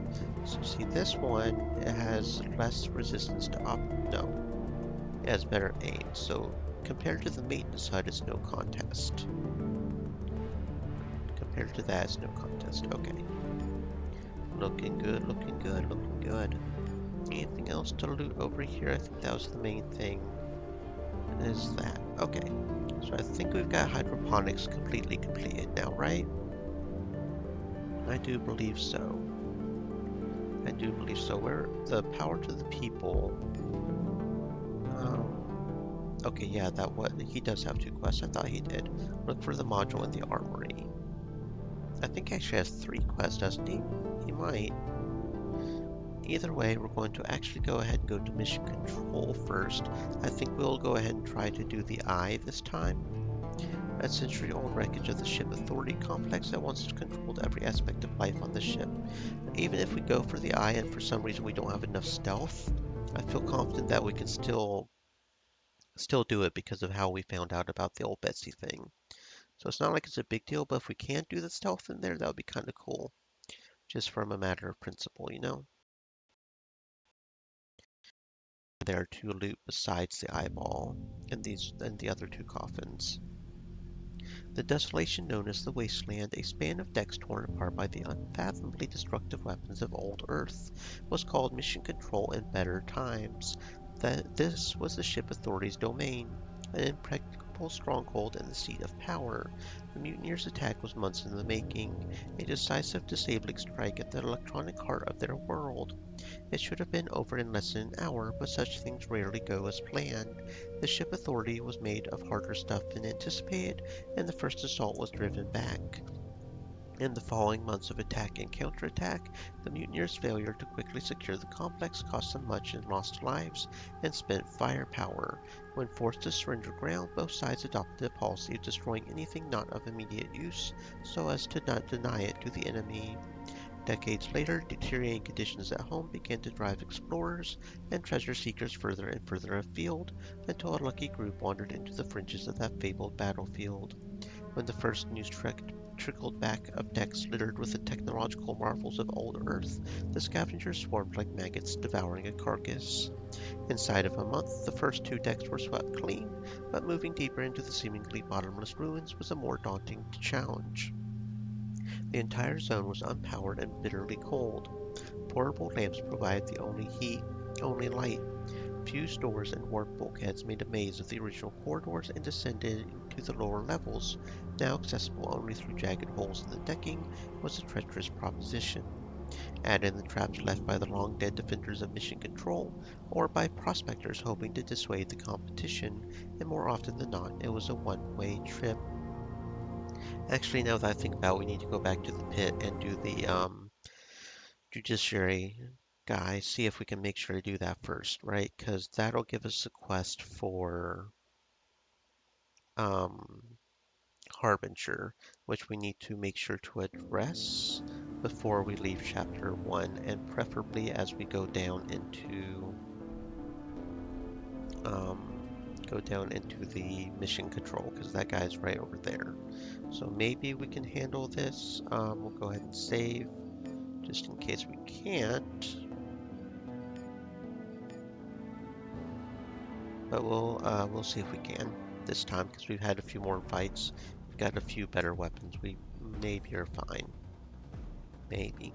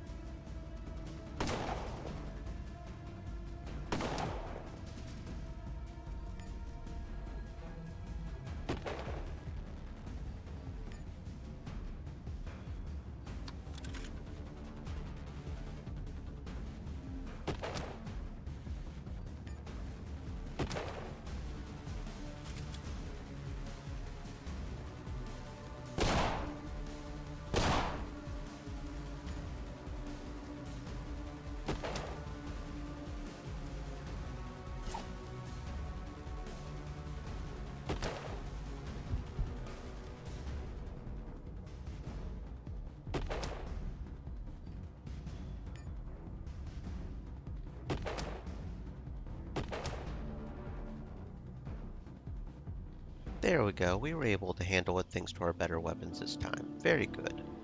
Very, very good. And we got a whole bunch of potential things here. Yep, yep, yep. Whole bunch of potential thingies. Alright, let's see. And a distortion field for Jed, maybe? That sounds good. Okay, and a scoped old Betsy was maybe not as good. So long arm has better effective range, accuracy aimed at crit chance, but not as good damage. So maybe not. Yeah, perception +1. So I think that's what we're going to do 5, 6. So yeah, 1, 2, 3. So yeah, probably going to do ocular heart and armor. How much to fix it? 2 spare modules. We have 5. So yeah, you know what? Go ahead and do that, and I'll go ahead and put that on me. That's fine. And we've got the face mask, which is not as good. Damaged tactical arm guard, which is just better. Okay, yeah, and scav helmet, which is not. Gunslinger jacket. Old scav armor, which is better. Scavenger boots. A safety helmet. A scanner. So see, the only difference between a scanner and scavenger goggles is 5% reaction. So that's damage assault armor, but that's a double that takes over the jacket, so we don't want to do that. We looked at everything else, right? Okay, yeah, that's fine. We got some better armor, that's good. Also a potential claw hammer for Jed. Okay, Evans. And that's definitely better than the old Betsy. I mean, it's better to have a scope on it, right? Yeah, it's better to have a scope on it. And you don't have a breather at all, so you definitely need that. We already have that and that and that. That's better, but this is even better, right? Yeah, Raider arm guards, shield arm guards, okay. And then work goggles, see that gives better resistance to obstacle, but not as good thermal vision. I'm not sure which one is better to have, I'm honestly not sure. Okay, Faith. Oh wait, I didn't look at the safety helmet, did I? That gives 2 less projectile, but 2 more melee. So I'll stick to the scav helmet for equalness. And then scanner, yeah. Okay. Faith, and that's just better overall. So see, that gives 20 more thermal vision, but 30% less resistance to optical, so which is better? Thermal vision or resistance to optical? I'm not sure what resistance to optical resists. Thermal vision specifically says it sees through the smoke or spore clouds. So I feel like thermal vision is probably better, but I'm not sure. I'm just not sure. Okay, and then you need the face mask as well. Put that resistance to toxic up. And then that, it's more or less the same stats. It's just more even to have the scavenger boots. Same thing with the safety helmet. 8.8 or 6.10. The scav helmet is slightly more even, if that makes sense. Okay. We don't want that. 6.6, yeah, that's probably better. Okay. Yeah, that's probably fine. Okay. And that's just better than that, period. And then we've got another scanner for you. And that's 3 and 2, so slightly less melee, but we get better on 2 other things, so that's fine. Gunslinger jacket is better than the worker jacket. Okay, that looks pretty good. And the claw hammer for the truncheon? No. Better accuracy, crit chance of penetration, and AP cost, but not as much damage. So yeah, okay. Not that we need to worry about him having a backup as much, because his shotguns usually can do close range. Unlike the others where if they get walked up on, they cannot attack with the weapon. But that's fine. That's fine. Okay. There we go. We got to the courthouses. After today, the Black Hand will think twice before attacking our traitors. They've heard you loud and clear, Deputy. What's next? Are you ready to strike a blow for justice? The next perpetrator is Solomon Clayton, known in these parts as the Rat Catcher. Solomon's a bounty hunter, and he must be a good one since he made enough dosh to relocate to the habitat last year. But our uptown friend returned a few weeks ago to sample our local intabs, do some sightseeing, and murder one of our citizens in cold blood. Mr. Clayton claimed the job was a bounty issued by the Brotherhood. Now there's a difference between helping decent folks settle a dispute and killing people for the Brotherhood. One's a legitimate business transaction, while the other is murder most foul. Assassins aren't welcome here. I expect when this case is educated, people will understand that better. Anything else I need to know? Oh, yeah. Somehow the accused got himself a couple of public defenders. It's a big case, and if the trial results in an acquittal, they stand to make quite a name for themselves. What the hell is a public defender? The law guarantees the accused the best defense he can afford. Of course, you would need a small fortune to retain the services of someone like Carter or Winfield, but there are cheaper alternatives, such as your garden variety, low-down gunman looking to make a name for himself. We will make sure to save before that and install the necessary implants, of course, just to be on the safe side. Install implants on myself. Accept the waiver. Ocular. Install the bionic eye. Confirm. Return to menu. Upgrade implants on myself. Advanced targeting with the ocular. 4 accuracy.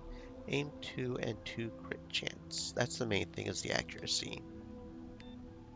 That's the main thing. So it's nice to be able to actually hit things when you aim at them. I'm not sure about the motor cortex. Motor cortex may just be one that we sort of hoard up, I guess. Okay, go ahead and save. So in case we cannot handle the fight, we'll be okay. Let's go ahead and see if we can handle the fight, because maybe we can. Maybe we can. Make your case.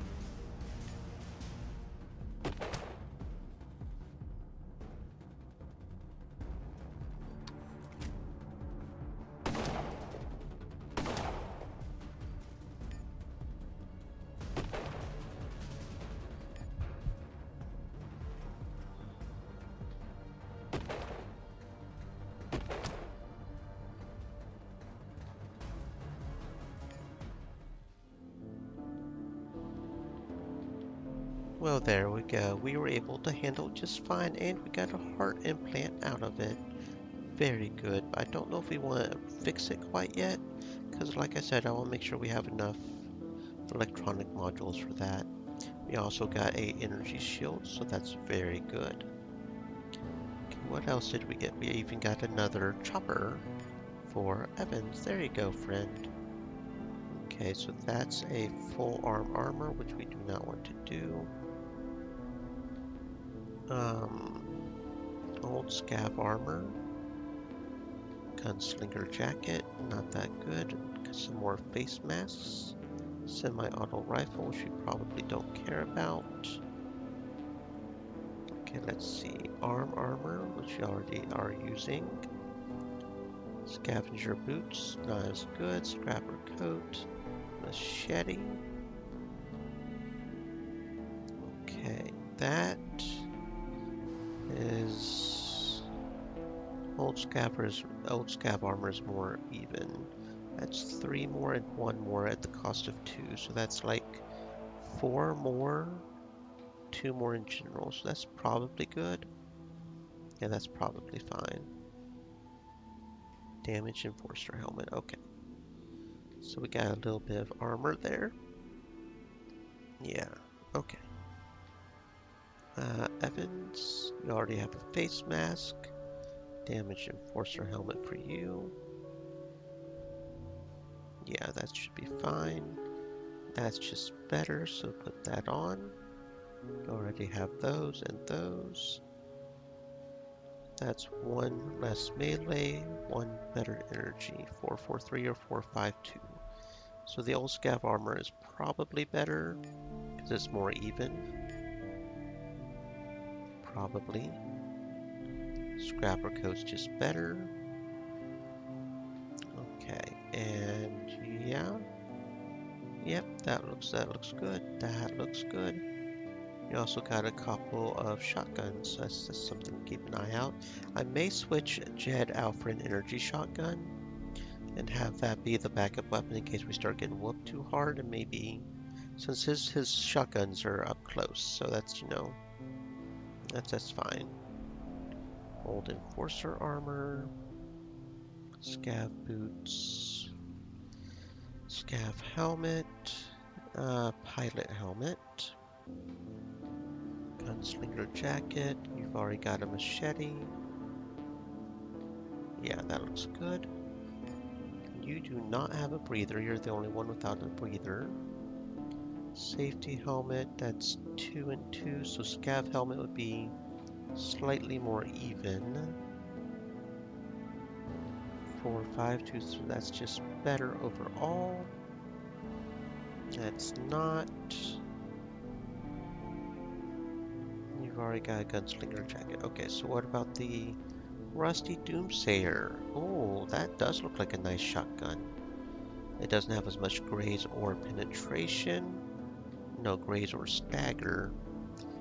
But it's better in pretty much every other regard. So, there you go. Unload the gun. Reload you. And the rattlesnake is even better, but it requires energy, but we don't even have enough to fully reload that thing, so that'll be our backup right now.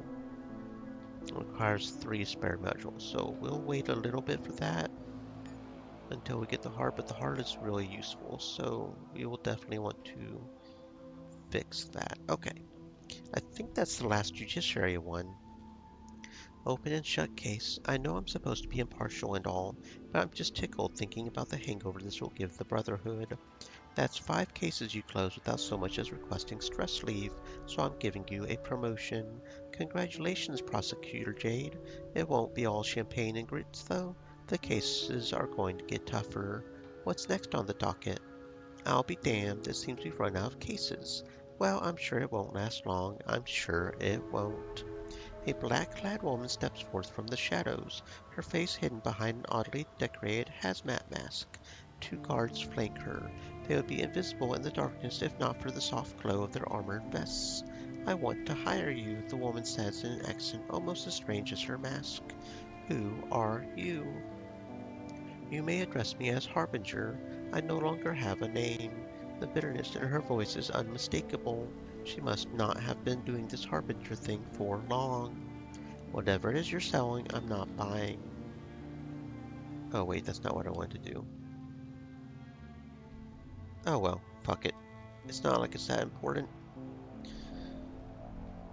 Main thing is, that would give us a bit more combat, but you know, it's whatever. At this point, it's whatever. Okay. So, off we go to mission control. We'll scout this thing out, go over and find Shadow Boy, so we can maybe do the quest for the eye, and then we can finish chapter 1 with Jonas. We'll start off with assassinating Mercy and having Jonas take over, and maybe we can keep Jonas free with the pit with the protectors. I don't know, we'll see.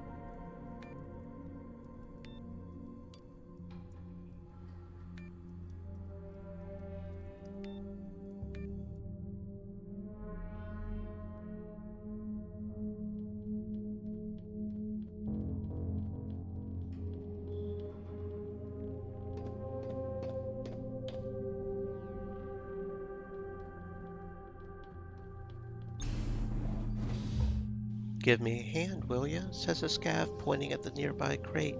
I tried dragging it, but it's too heavy. What's in it for me? Tell you what, says the scav, you help me carry it to the train station, we split 50-50. Something ain't right here. Let's walk away while we can. No, we'll step inside. The moment you enter the room, the door slides closed behind you and locks with a loud click. The scav grins and reaches for his gun as two of his friends step out from behind some crates. In this wasteland, some men make living prospecting and scavenging, while other, less scrupulous types turn to robbery and murder.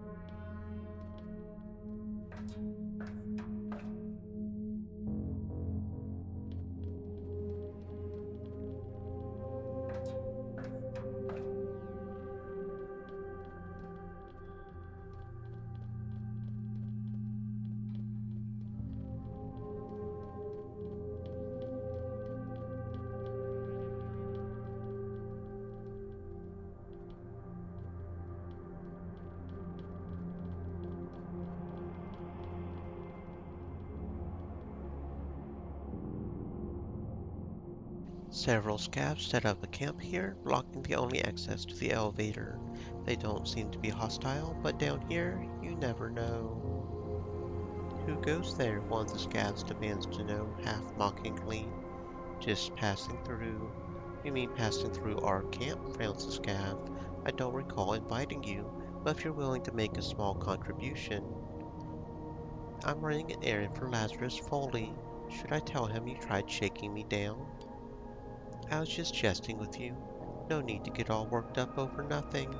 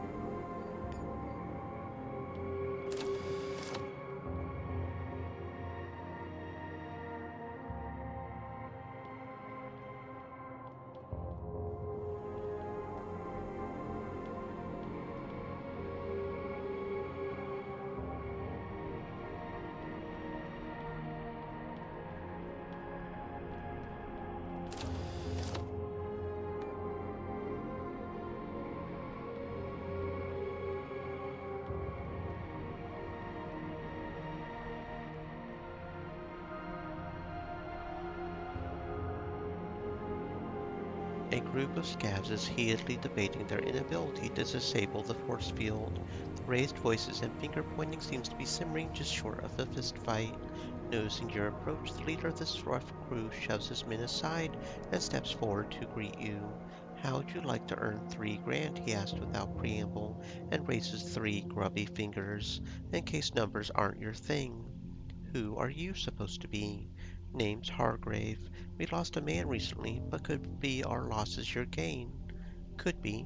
What's the job? You ever fought those mind-sniffing worms before? No? It's easier than you think.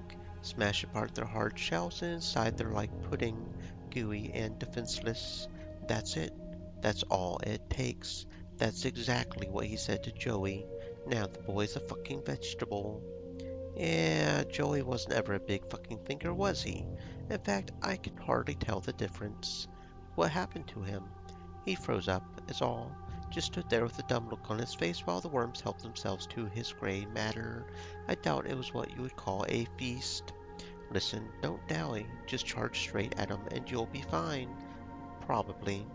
Nah, better than fine, because your credit stick will be nice and fat when you come out the other side. What do you say? I'll give it a try, I suppose. Although these guys are probably hands down one of the worst enemies to fight, because they got that psychic shit going on. Something touches your mind, probing at first, then digging deeper, as if peeling your brain like some exotic fruit from old Earth. You tell yourself it's not real, that nothing can harm you with a thought, least of all some mindless worms, but a violent seizure dispels this notion. Hopefully we'll be able to handle this. I think we should. Preferably, I would have some more, okay, we do have 3 Zen. I may go ahead and use those. Zen can be a little hard to get. I don't know, I may not use them quite yet. I mean, we might be fine, maybe. We'll see, I guess. If we can't do it without the Zen, we'll go ahead and put the Zen on. But for right now, we'll try doing this without the Zen.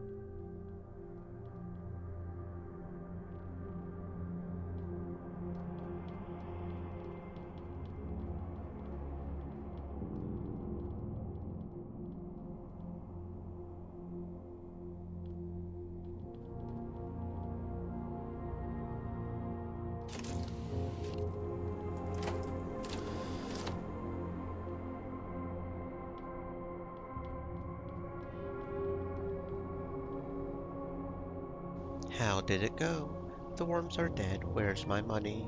Behind this force field. Where else?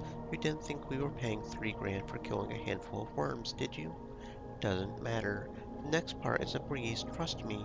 Behind the worms is a server room. Get in there and enter this password. We'll act as the rear guard. Make sure nobody beats us to the prize. Think you can do that? You know your letters, don't you, girl? You know what? We're just gonna kill you.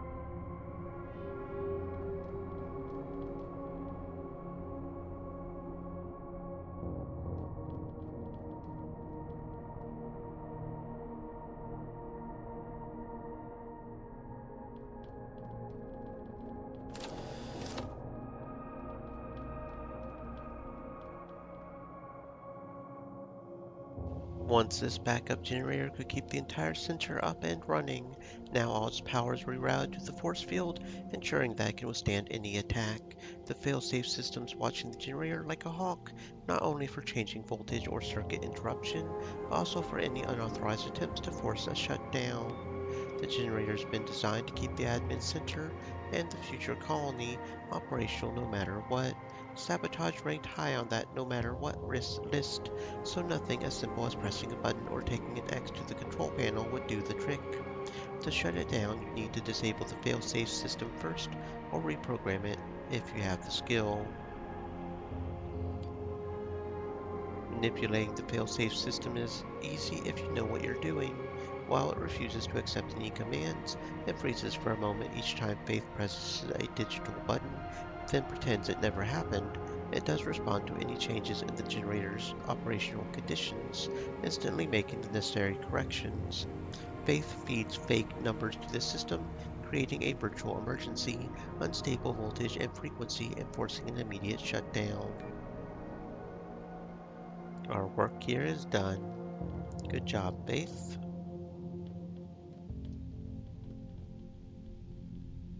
Moving on, moving on. We've got ourselves a data pad over here.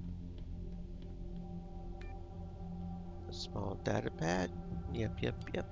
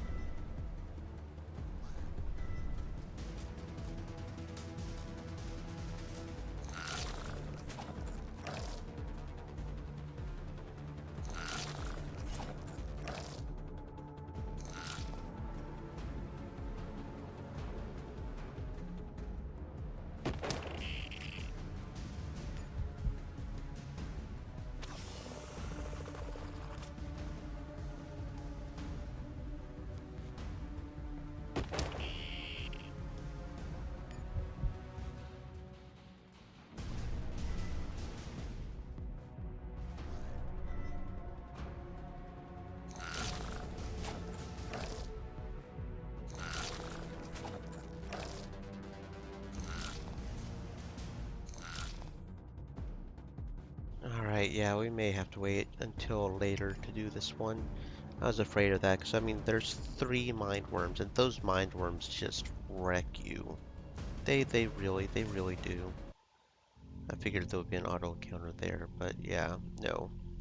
Those mind worms are just bad juju. They are bad.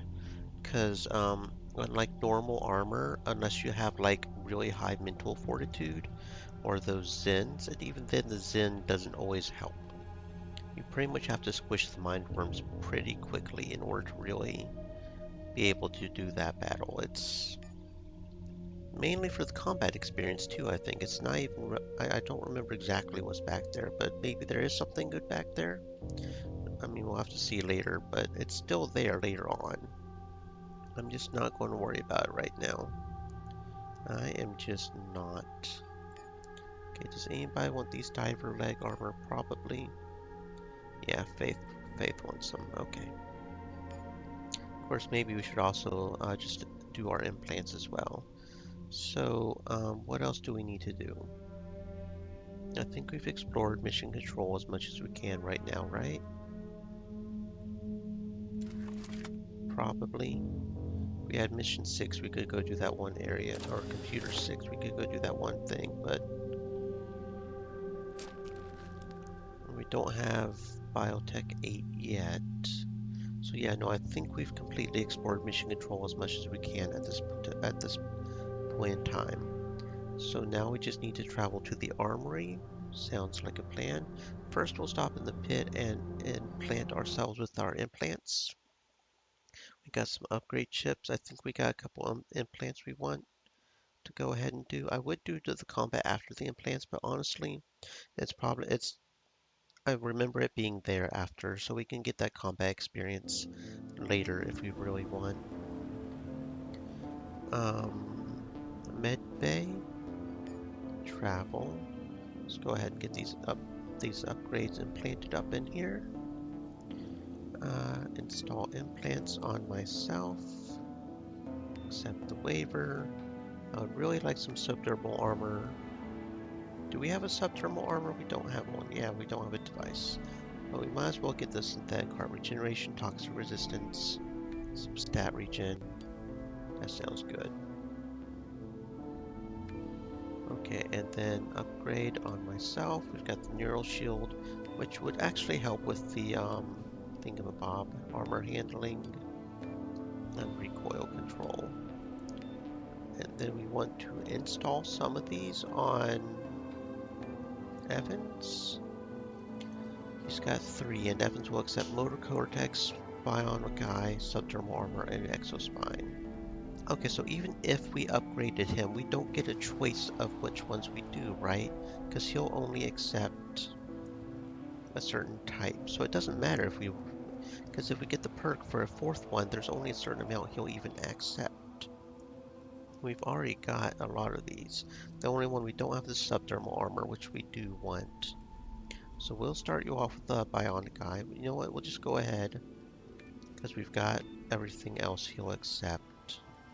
We'll just max him out for right now with the motor cortex and the exospine. That sounds good. Okay, Jed will accept synthetic heart mandatory. Oh, I didn't realize he was having trouble with his ticker. Interesting. So he'll accept pretty much all of them, I think. He already has this armor one. So he's got 3, maybe 4 slots left. The synthetic heart motor cortex bot. So again, we don't really have a choice here. We can install pretty much whatever we want. I wonder what it means by mandatory. I don't know. It's interesting.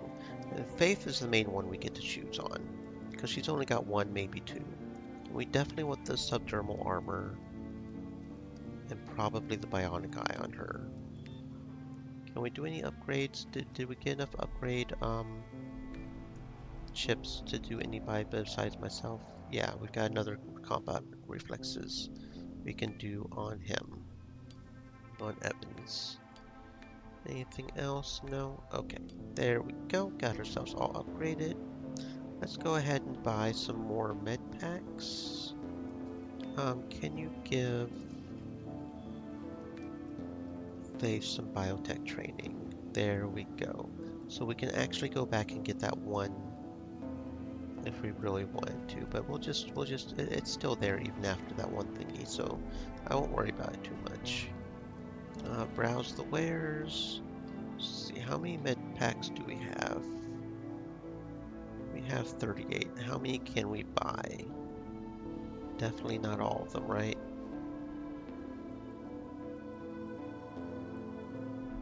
You can buy about 12 or so. Yeah, that's fine. Give us an even 50. So we do have one eye that we don't have installed on anybody. We have a neural uplink, which apparently we can't use. I don't know if we want to upgrade that yet, though, because we still need the electronic modules, but okay. Yeah, that looks pretty good. That looks pretty good. Alright, let's go to the armory and get this rolling. Get this rolling. With row after row of gutted depots, the armory stretches before you as a shell of what it once was. The mutineers hit it fast and hard, overrunning the surprise security forces and stripping it of supplies. Weapons and armor meant for the future colony flooded the ship, turning the mutiny into a full-fledged war. The ship authority held its own in the end, keeping control of the lower decks, but at a great cost that went far beyond the armory's lost supplies. Stay alert. Too many people have disappeared here lately. I ain't scared. I ain't scared. Go examine the crates. Too heavy to move by hand. Well, it's a good thing there's a crane over here. Control panel. Dust-covered control panel. Few remaining lights indicate that's still clinging to life. It would take more than a miracle to make it fully operational again, and that's why we have the extra modules, because that's going to take one of the modules, right? You're rewarded with more lights waking up from their century-long slumber. You still have a long way to go, but it's a start. Most functions are still offline, but at least you can use them now. If you ever manage to fix this thing, you would be able to call up a train, provided there are trains left, and use the crane to unload it. Faith, move that container over there, please. The crane comes to life, loudly screeching and protesting as it moves across the ceiling. It grabs the crate, but drops it to the floor a few seconds later. No matter, we can get through now. Okie dokie. Over this way, and that allows us to get to this mummified body over here with the bionic eye implant. Is that a fixed eye already, or yeah, that's a wholly fixed eye already. That's an intact eye, so that works just fine. That is fantastic. Okay, moving on, we'll go over here and fight us some frogs. Several devil frogs are tearing strips of flesh from a long-dead corpse. Judging from the hole in his chest, it was a shotgun blast that did him in, not the frogs. A few years ago, you would never see frogs outside of hydroponics, but the fungi must have driven them out, and now the mutant bastards skulk about wherever they can find rotting garbage, sometimes of the human sort. Luckily, they rarely attack the living, so if you leave them alone, they'll do the same. Unluckily, they're squatting between you and the dead man's pockets, and they're not likely to move without a fight. Luckily, we ain't scared of a couple of frogs, so you know it's all good. It's all good. Okay.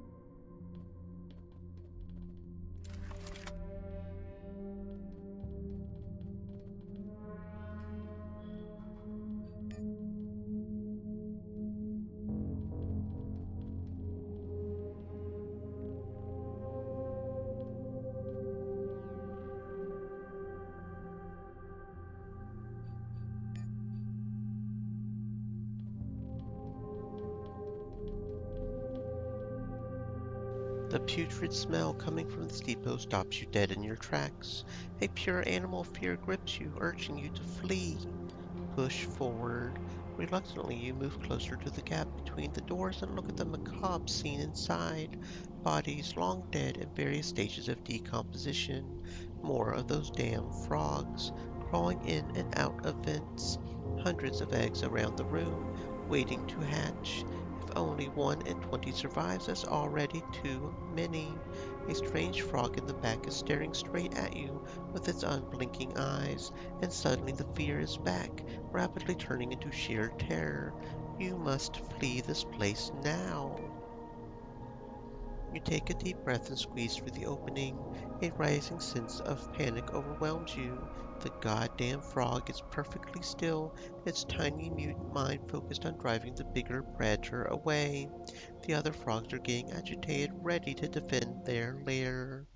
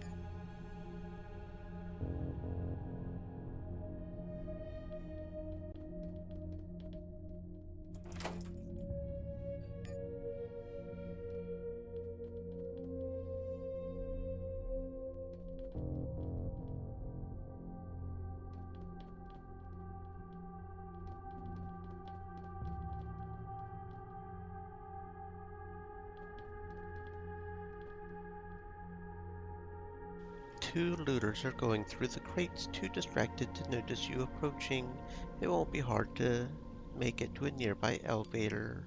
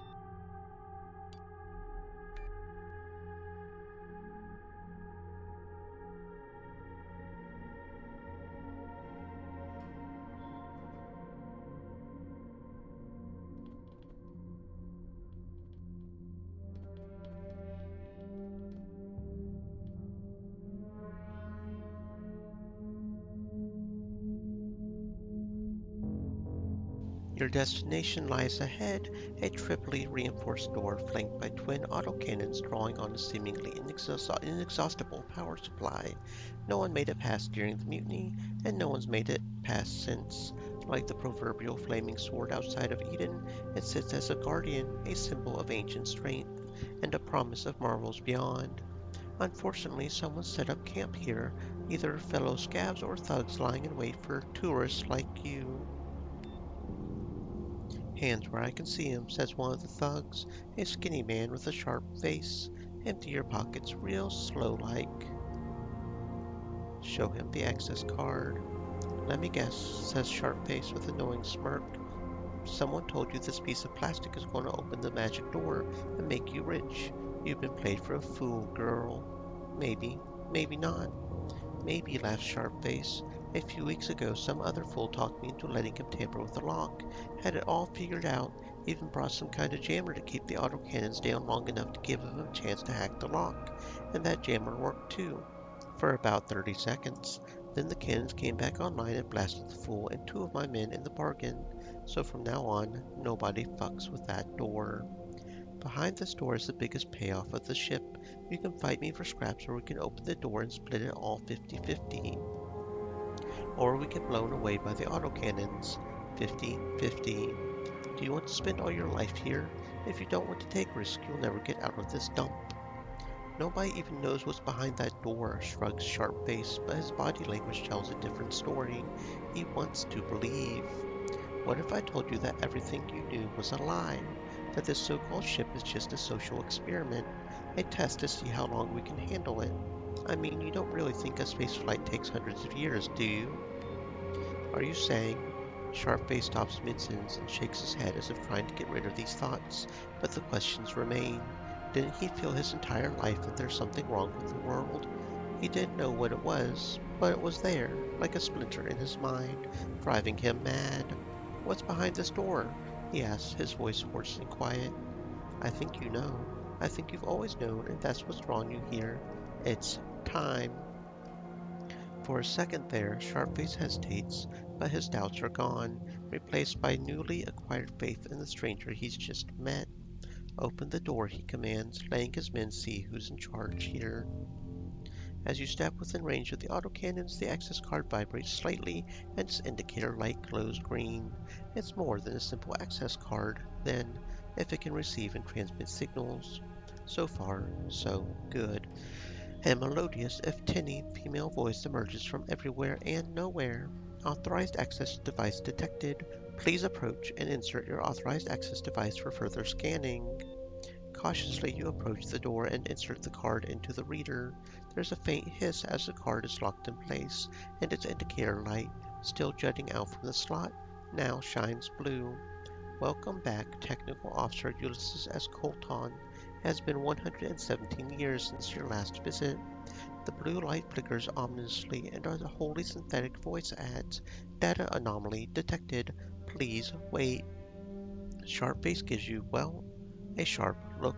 "Less I told you so and more. Oh God, I was right, wasn't I?" He seems ready to bolt, but your gut tells you that's not a good idea. You wait. "Please wait," the security OS warns again, but this time in the woman's disembodied voice. A good sign. Sharpface seems to relax. And then, unidentified personnel detected, Deputy Protocol Officer not responsive, security team unavailable. Sharpface slips his gun out for whatever good it would do, but then the woman's back again. "We apologize for the delay, Technical Officer Ulysses S. Colton. You are authorized to proceed." The blue light stops flickering, the slot hisses, and the card gently slides back out. Sharpface gives you a lopsided grin and a raised eyebrow. 50-50, he says. As you pocket the card, the voice adds, "Due to enhanced security conditions for your own safety and that of the ship, please remain within the yellow circle for approximately 60 seconds." For the first time, you notice that you're standing in a faded yellow circle with a shallow groove running around it. The groove is already beginning to shimmer as the stasis field sparks to life. It's too late to step out now. The stasis field flares up around you, sealing you in a translucent cylinder. The gun ports flanking the security door open. Within the silence of the stasis field, the massacre takes on a surreal, slightly comedic air. Sharpface gets off two useless shots before he and his crew are turned to jelly. Seems he was right after all. Half right, anyway. 50-50. Seconds later, it's over. The stasis field dissipates and the great door slowly opens. Welcome back, Technical Officer Ulysses S. Colton. Yay!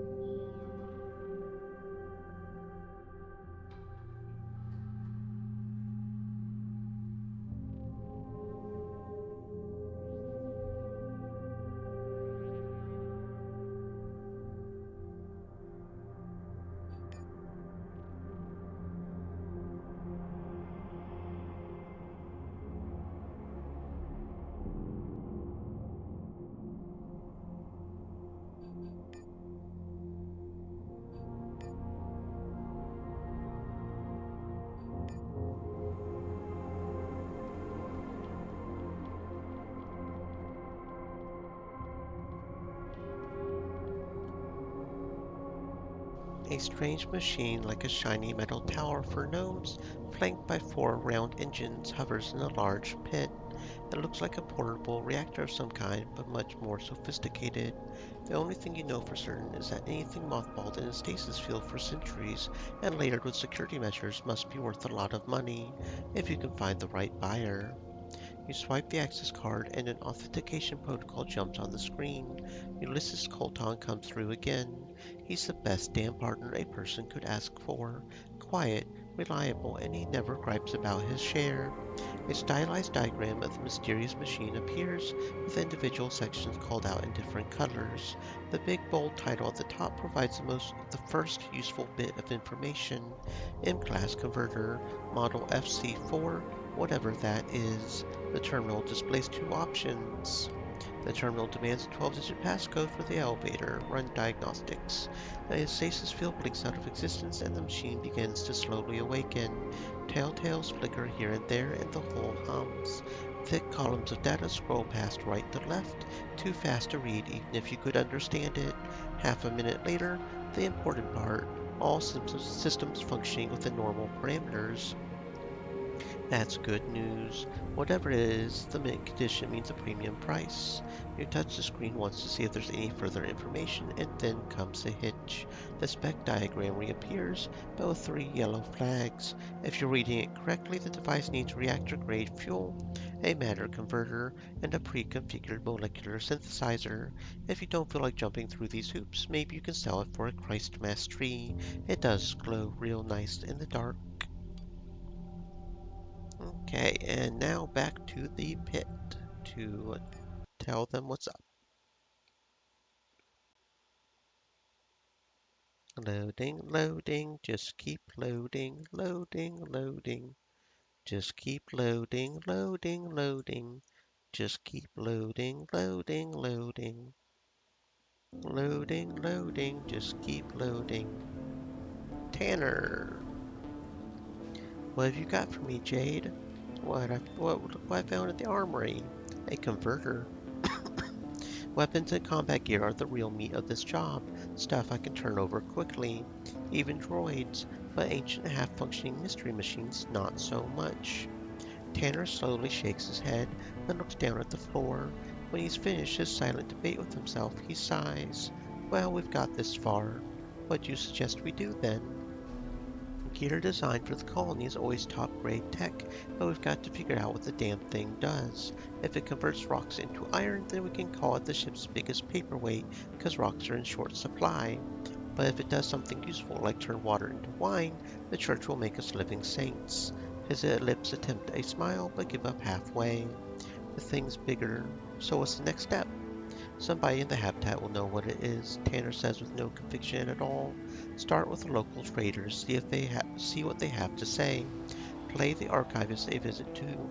If anyone knows about outsized colony tech, it'll be those eggheads. Specifically the church one, because the Brotherhood and the Protectors don't have a clue.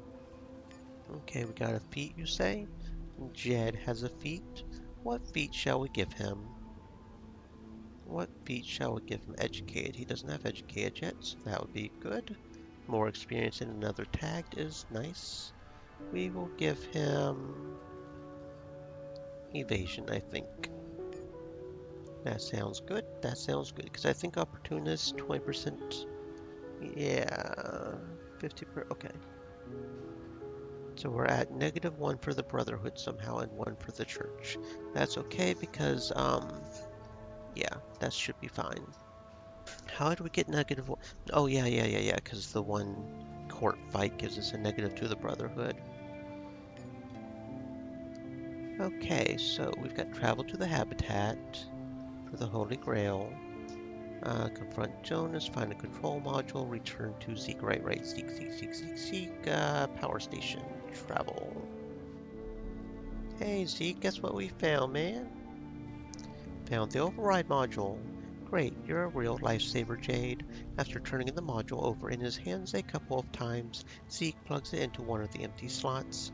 In response, the OS flashes a warning and the screen briefly goes dark before columns and columns of data begin scrolling past. Almost too quickly to follow, Details such as megawatt power allocations, operating reserves, voltage, reactance, thermals, and a few dozen other stats appear and disappear, all expressed in the arcane symbols and terminology of Old Earth. It all suggests the secret language of alchemists or some other ancient cult. The generator big enough to power the future colony and keep its essential systems running for decades is a complex machine with countless internal relationships. Several values start to blink a monotonous demand for your attention. You tinker with it a little, but changing one variable has a cascading effect on system stability.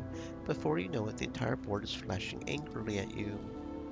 Faith, what's key here isn't the nuts and bolts of the physical generator, but a high-level understanding of operating systems and, more importantly, how to bypass the restrictions set in place by people with limited imagination. In the end, Faith rigs the system to tap into an emergency operating reserves, a protocol originally intended to ensure an uninterrupted supply of power in case of disruption or partial system failure.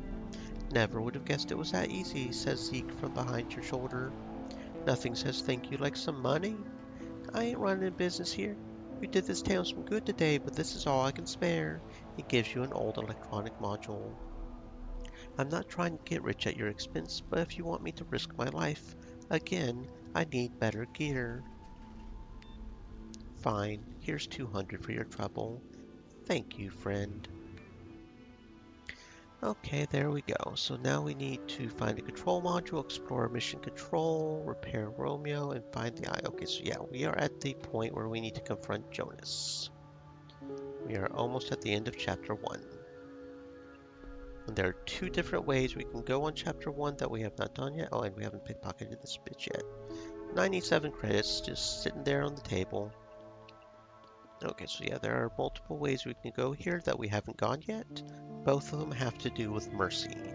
For a scavenger, Jonas Redford was more successful and more ambitious than most. In order to facilitate more efficient runs into the Mission Control ruins, Jonas set up a base camp in Cargo Hold 3, right next to the action. Such a good idea couldn't remain secret for long, and his fellow scavengers soon began pitching their tents nearby.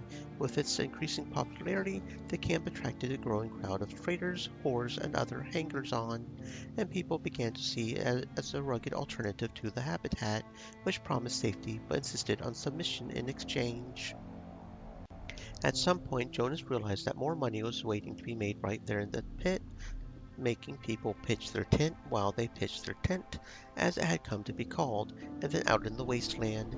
He opened the Promised Land, the finest and only whorehouse in town, and settled into role as the de facto mayor of this frontier town. You've got some nerve, Jade, says Jonas, putting down his glass. I know why you're here, so say your words and get out. Hold your horses, Jonas. I don't know what you've heard, but I'm here to warn you that Braxton is up stirring us up some shit. Is he now, says Jonas, showing no surprise. Word on the street is you're working for Braxton. He raises an eyebrow, waiting for an answer.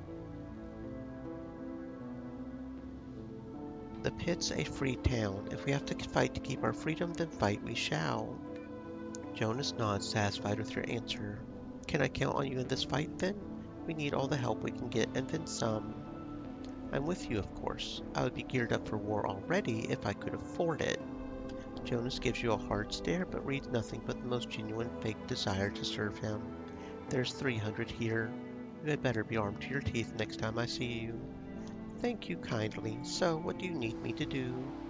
You're going to help us take out the regulators, he says, as if resigned to an unpleasant chore that's been let slide too long.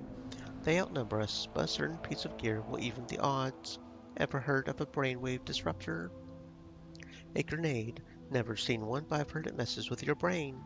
That it does. It's an anti-riot grenade, Earth-made. It scrambles your brain and makes you forget what you're doing and just stand there taking the air. Braxton will be watching my boys like a hawk, but since you're an unknown, you can fetch it while Sam, he nods at his enforcer, runs interference. Where am I going to find this thing? Good question. The Earth-made relics aren't exactly common these days, but I bet Cole can point you in the right direction. He sells all kinds of crap, most of it ship-made, of course, but he also keeps track of who has what. Sounds like a plan. Cole's Gadgets travel. Alright, Cole. Got what we need, friend? I need a brainwave disruptor. Cole stops stacking and unstacking a pile of loose microchips, then looks at you with real interest. Earth-made relics come pretty dear these days, especially anti-riot gear. The ship authorities shot their whole load at the mutineers. Do you have one or not? Yes and no, says Cole, reaching below the counter. He produces a small metal globe, the outside of which is covered in intricate designs suggesting a circuit diagram. Twisting it open, he reveals a hollow space in the center of his densely packed electronic innards. It needs a new core. I don't have one in stock, but I know someone who does. I feel like I've heard that story before. The only place to get a replacement core is the factory. The easy pickings there were gone before you were born, but I happened to come into some information. Knowing precisely where they could be located, I sent a man to fetch them for me. Goes by the name Isaiah Davis, but the son of a bitch is smarter than I thought. He got the cores using my tip, but refuses to sell them to me. Cole starts rubbing at the lens of his left eye with a tiny cloth, waiting for you to figure out what he's asking you to do. So you want me to... I want my 3 cores. Bring them to me and the disruptor is yours. And don't tell me how you obtained them because I don't care.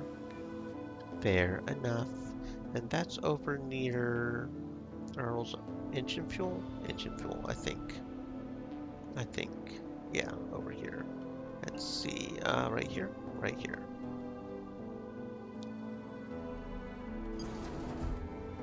Isaiah Davis sways on his feet as if fighting a strong wind. He started celebrating his latest scavenging run into the factory a couple of days ago and hasn't quite finished. He stares at you for a full minute, perhaps trying to sort out reality from hallucination. You need a drink, he slurs finally. After nodding to himself a couple of times, he reaches for a plastic jar, half full of a dark, bubbly liquid. All right, friend, I'll accept a drink. Holding your breath, you down the foul-smelling brew all at once, then slowly exhale. Fermented fungus liquor is definitely an acquired taste, provided you live long enough. You close your eyes a moment to gather yourself, and when they open, the room is painted in vibrant colors, a few of which actively change while you watch.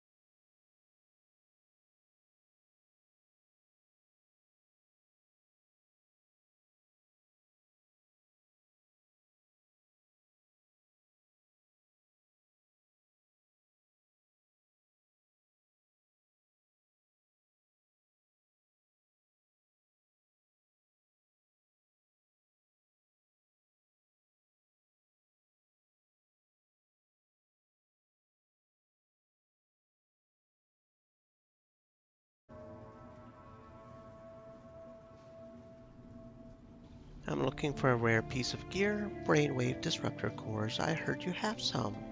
Do I? He inquires as if the truth of this is a mystery to him. I can give you a good price. I don't think you can. Isaiah shakes his head mournfully. These cores are priceless. Can't get 'em any place. How can you put a price on something priceless? Answer me that. Yeah, maybe they're priceless, if they even work. Isaiah stares literally at nothing while he connects the dots.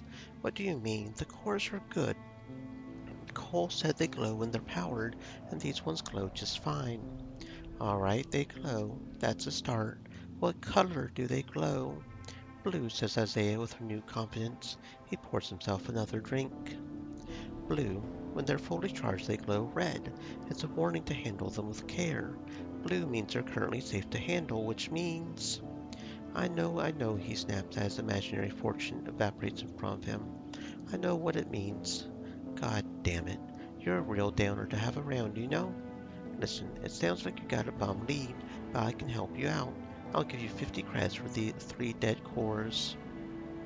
You would do that for me? He asks in disbelief. I guess the ship isn't such a shithole after all when you've got friends. I'll be back with the money. No reason to give this fool 50 credits if I ain't got to. So now that we got some street credit experience, I think we're just going to crit strike his ass. You put your hand on Isaiah's shoulder and he straightens up a bit at this friendly, reassuring gesture. Then you sink your blade to the hilt between his ribs. He slumps dead in your arms without making a sound. Ha ha. Thanks for the drink, though, friend. Oh, and look at that. You even have a shotgun on you. I don't know if it's as good as what we've got. No, it's not our first boom boom, so that's okay. Anything else in this wonderful place? Pretty much just the cores, right? Okay. Sounds good. And so we go back to Cole's gadgets. Cole? What can I do for you, friend? Here's the disruptor cores. Beautiful, says Cole, examining the softly glowing cores one by one. Almost reverently, he assembles 3 brainwave disruptors and stops to admire them one last time before handing one to you. I believe our business is concluded, he says formally. If you require the other 2 disruptors, I'll be more than happy to sell them to you. But I have to warn you, they won't come cheap. Alright, fair enough. Back to the promised land. Right over here. Alright, we got the disruptors, my dude. I got the grenades. Jonas nods grimly in acknowledgement. They butchered Samuel. I had sent him to gather more men for the cause, and he walked straight into an ambush. Samuel was with me from the beginning. Now he's dead because of Braxton. Because that prick wants what's mine. I want you to talk to Mercy. She's always been loyal to me in the past, but just talk to her for me and make sure she's on our side. And if she isn't, then she's an enemy, ain't she? Do I have to spell it out for you? Don't expect it to be easy, though. That place is a fortress. Oh, look at that. We got feet. Let's see. What feet do we want? What feet do we want? What feet do we want? Left or right? Left or right? I'm thinking maybe something in the ranged area. I don't really need any movement.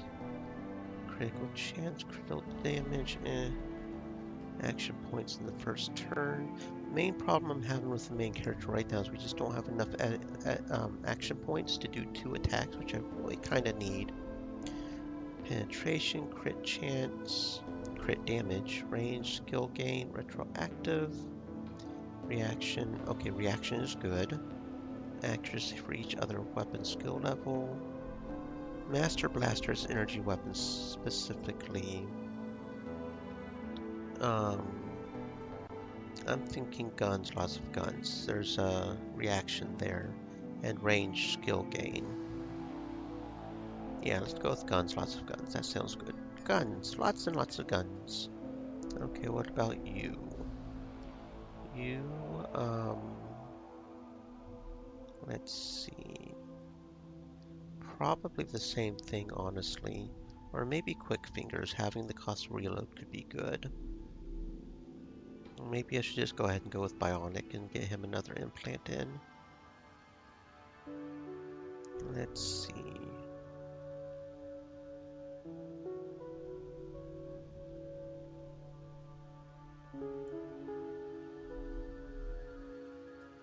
I think I will just go with guns, lots of guns for him as well. You know, that sounds fine.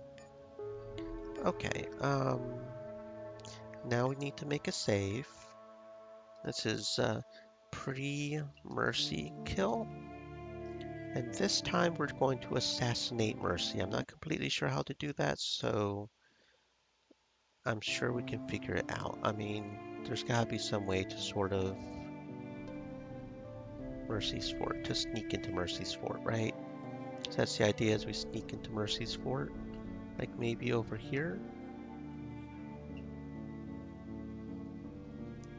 So let's see, how would we do that?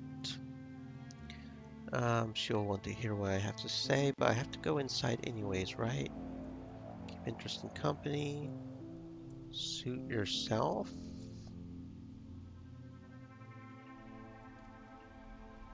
How do I...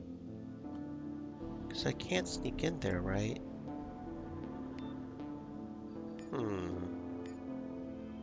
That's not what I wanted. Load. Pre-Mercy kill load. How do we assassinate Mercy? Because I see the thingy where we can go up there. How do we assassinate Mercy?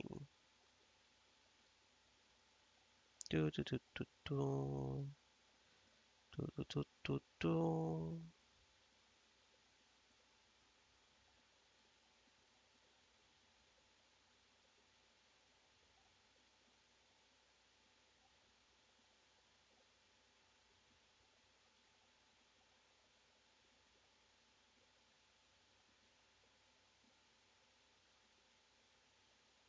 Okay.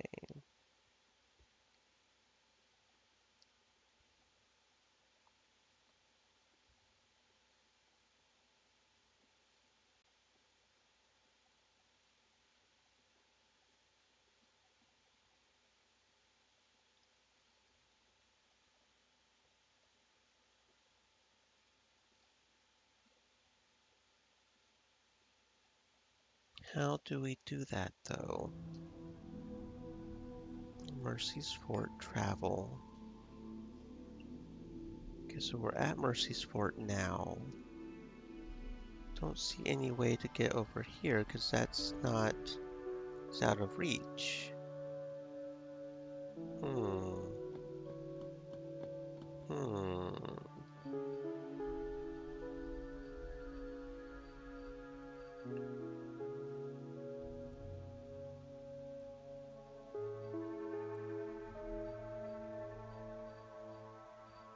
I don't know.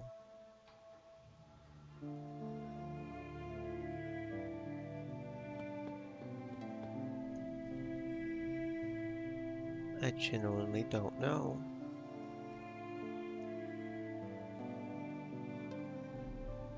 Because if we talk to her, then we have to go inside, right? And then it automatically gets us to where we have to fight them, right? Then we don't have a choice, right? Or do we have to confirm that she's off, not on Jonas's side? I mean, that would make sense because he told us to only kill her if she's not with us, right? Maybe we have to confirm that she's not with us? Mercy's Fort. But then all those were like, no, we have to go inside. Keep interesting company. Whose side are you on? And then it's traitorous bitch, kill them all, but I don't want to do that. Sounds like a great plan. And then it's this one again, and we have... So it's not like we can fail them.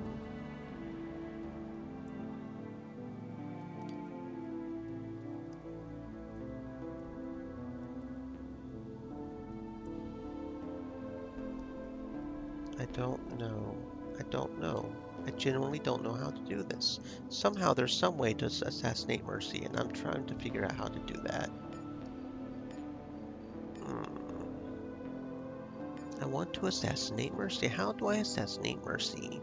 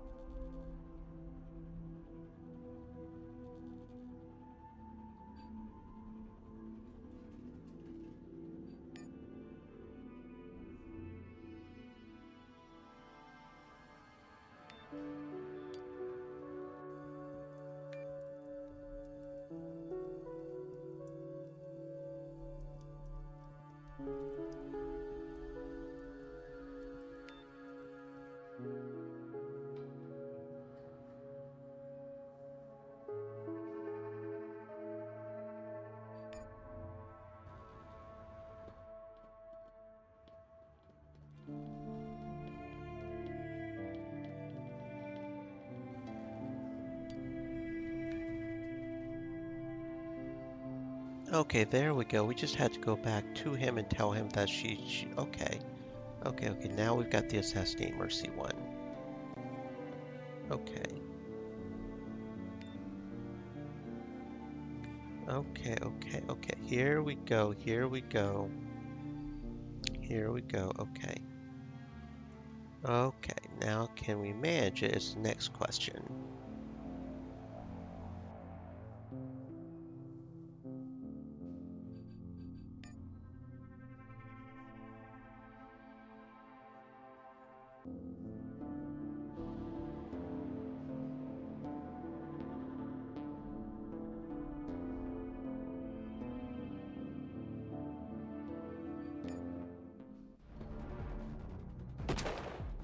Okay, that looks like it's going to be a whole other thing. So this is going to be interesting. So we either have to assassinate the guard or... oh good, there's an auto load here, okay. So we either have to assassinate the guard or climb up, as Faith doesn't have enough strength to climb up. Strength 5, yeah, she doesn't have enough strength to climb up. We don't exactly have the thingamabob, right? We don't... I don't know if the knife counts for the assassination, so we may go ahead and equip her with a knife. The camp knife should work. We unequip her completely, and then equip with a camp knife here. Right, the pistol boy probably, yeah, okay, that's fine. So let's try that.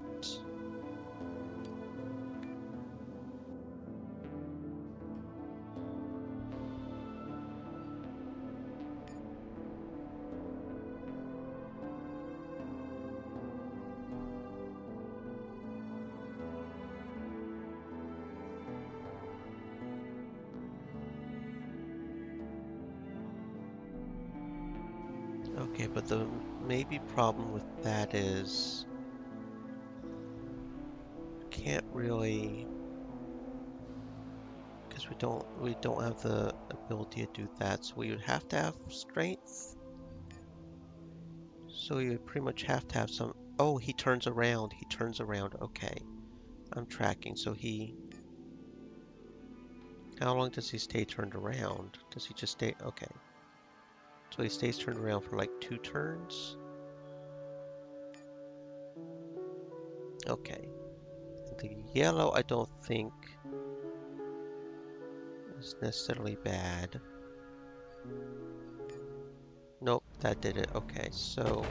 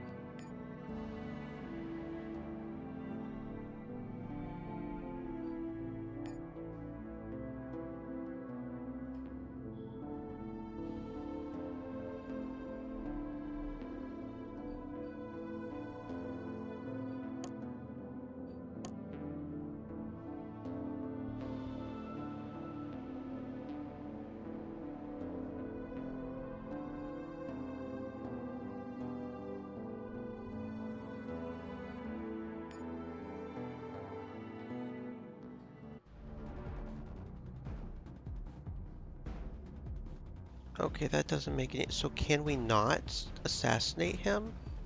Because it says it's out of reach and we have to be in the square right next to it, right? But the square right next to it is a red square. Can we not assassinate him? Is our only path forward to somehow have an 8 strength sneak? Is that the only path forward for this?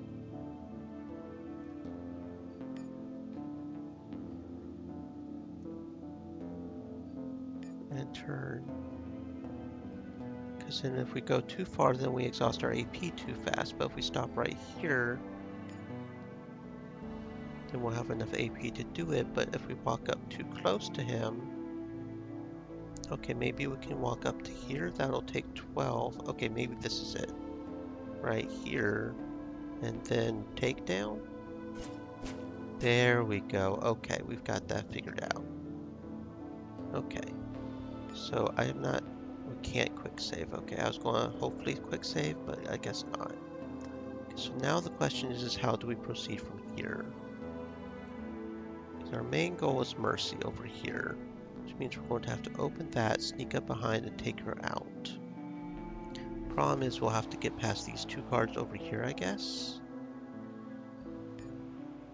So we have to go around and then over like this. That guy turns around like so. So we have to do like this. Okay, yeah, your mind's playing tricks on you. Oh dear, okay, I see. So the problem is we're making too much noise, right? And then that, okay, yeah. Your mind's just playing tricks on you. Don't do anything too drastic, dude. Come on, calm down. Calm down, my dude. Does he not go down below yellow? Okay, here we go. Here we go. Just sneak up like this. That'll take 14 AP, though we don't have that much AP. Because it'll take 5 AP to take him down. Maybe we can sneak up behind him like so and not... Maybe that'll be fine. No, he turns around. Damn it. Okay. So we figured out the first one. We just... Really, it would be better if she had 8 strength, but she doesn't.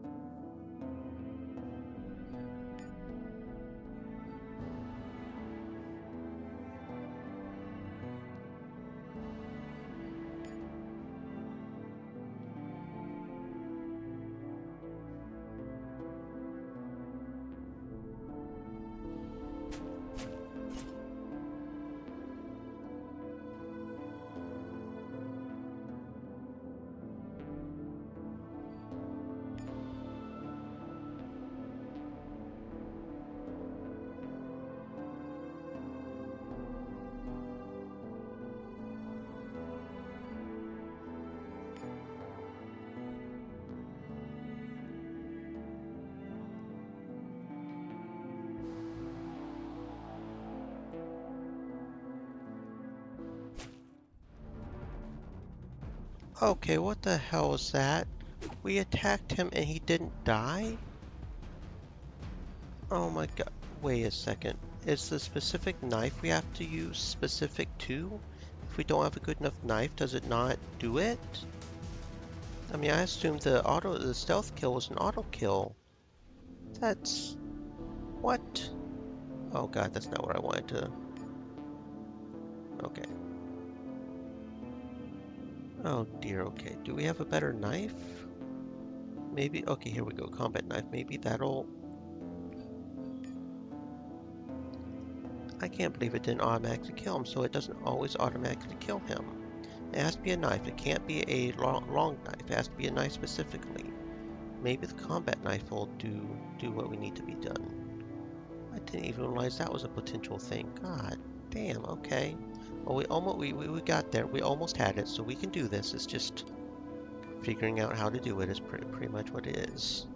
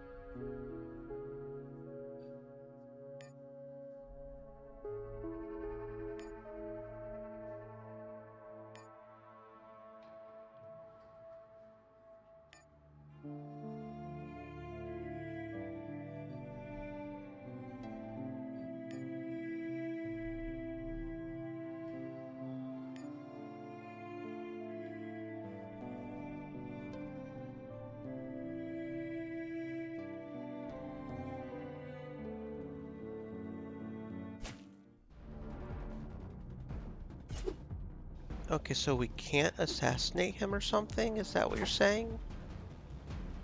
How the hell? Apparently we just cannot assassinate him properly or something? So we have to, what, sneak around him? Oh my goodness. Oh my goodness.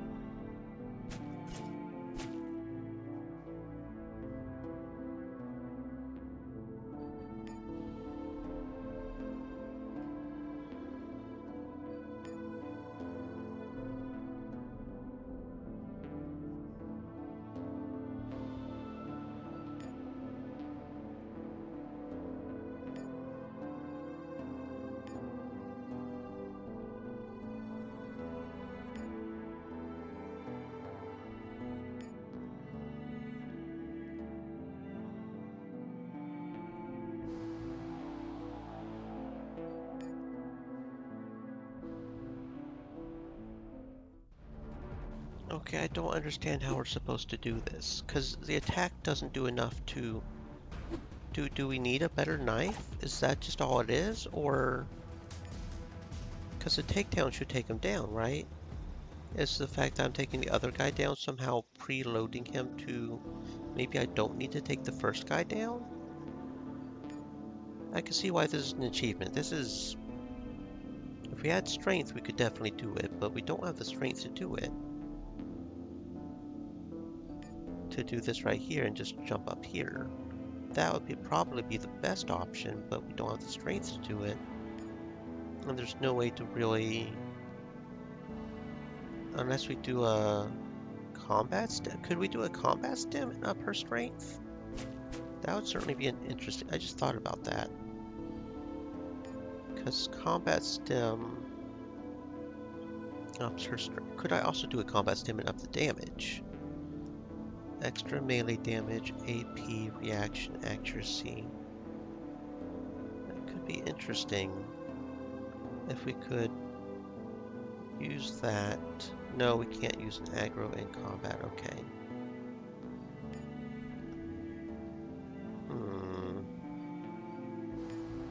Because by the time we start walking around the dude, he's already so on edge. I don't know if we could just wait for his edge to go away.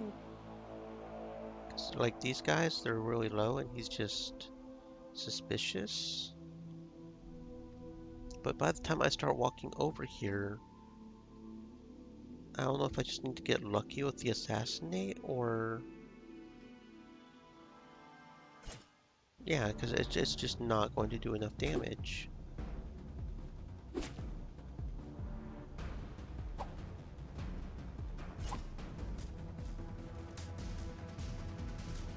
Faith is engaged in close combat. Terminate with extreme. It doesn't... It literally does not do enough damage. I don't think there's any way to do it this way because we can't walk around because he gets too engaged. For some reason, the damage is just not killing him. Maybe we can buy a better knife somewhere, then that'll be what we need to do it. Can we use grenades to, or would that be too noisy? Ape Store doesn't have a better knife. Does anybody else have a better knife? Let's see. You have armor, so I doubt you have any knives. You probably don't. You're a gunsmith. You don't have any knives. Okay. What about Honest Abe?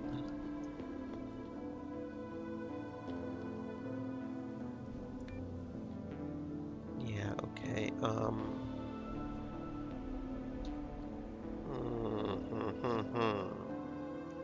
How the hell do we do this? There's no way to give her strength. I wonder if our main character...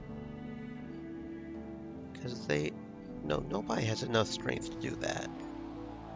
Nobody has enough... Even Jed doesn't have enough strength to do that.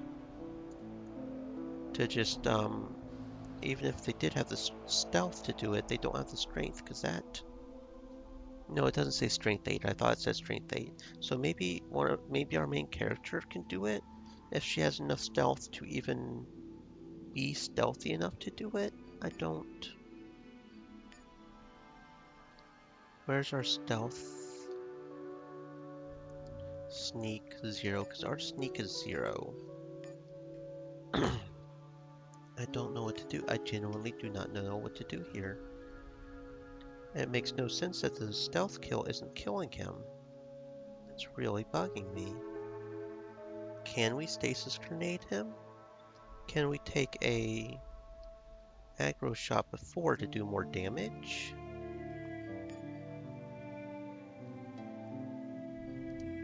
Use. I can't use this item right now. And we can't use it in thing either, right? No, and we can't use the stasis either, so... And we don't have enough strength to just climb up that thing. I genuinely don't know.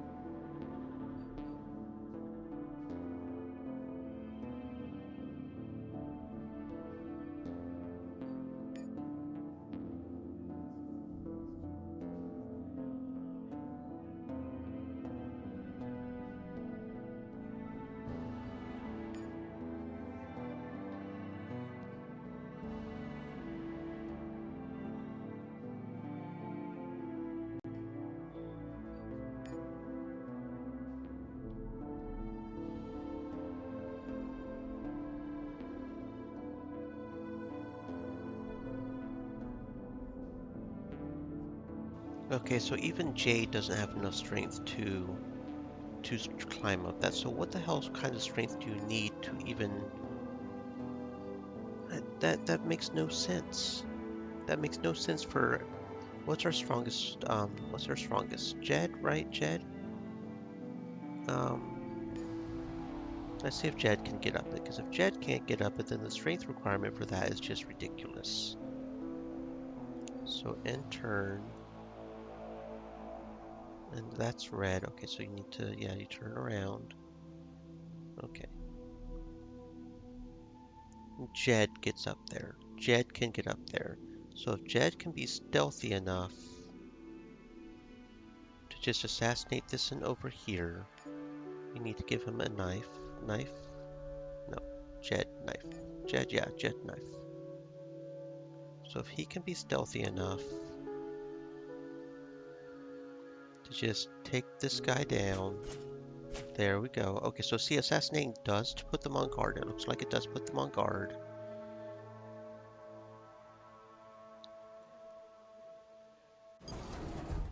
Okay, so we opened that, then we in turn.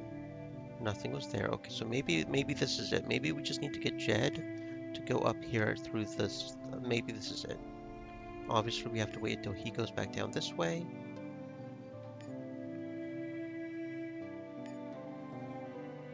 There we go. And then we wander on up. That's going to take most of our AP, just that right there. And he doesn't have enough sneak. He doesn't have enough sneak by the time he gets over there. But he is encumbered right now, so we need to take off his armor and stuff, and maybe that will do it. Maybe that this is it. Maybe we just need Jed to do it. Maybe it's not the fact that we don't have enough sneak, it's just that we don't have enough strength. So I will re-equip Faith with her items so we don't get all mixed up. And then I will de-equip Jed, and maybe this is how we do it. Maybe. Auto sort Jed. Maybe.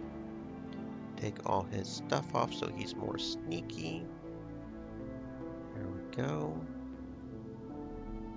Maybe we just need his raw strength to climb up that thingamabob. And then you can equip the combat knife.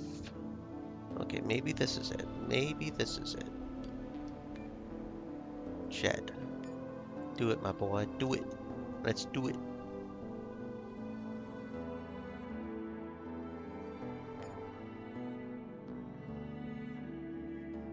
And maybe we don't need to assassinate him, because that seems like it puts everybody on alert. So maybe if we don't assassinate, but I don't know if we can open the door without assassinating him. That's going to be the trick.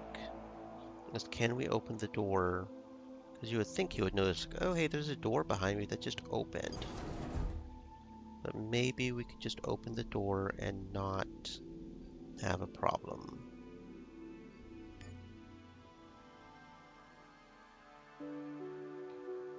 Okay, so let's just sneak over this way. I know that put a lot of people on alert, but maybe if we hide between the beds, they won't notice until the stuff cools down. Yeah, okay, here we go. We just need to not... No, okay, never mind, that didn't work. Shit. I feel like we were almost there. I feel like we were almost there, but maybe we do need to assassinate this guy and then... and then just hide between the beds then. He is properly equipped, right? Okay. Okay. I feel like we're getting somewhere. We're going to assassinate this bitch. You better believe we're going to assassinate this bitch. It's just figuring out how to.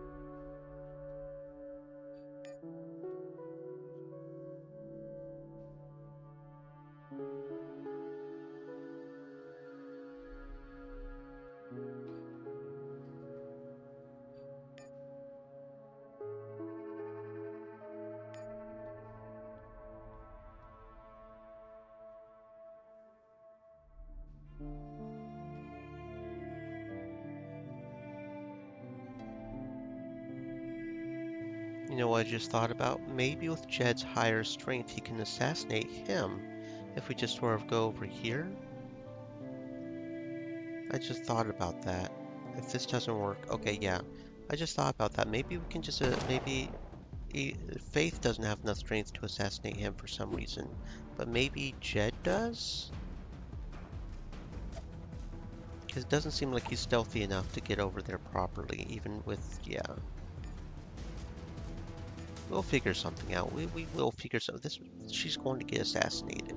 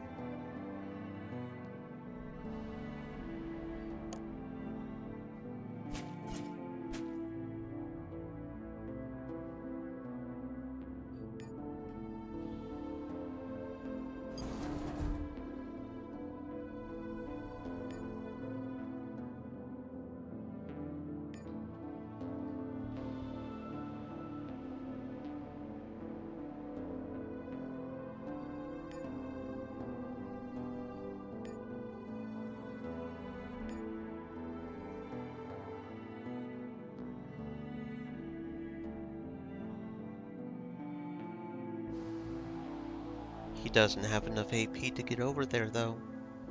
He doesn't have enough AP. Is there some... Does that guy never go below yellow? It's like he stays on yellow. Okay, so we can maybe go over to the bed over there for a few more turns of...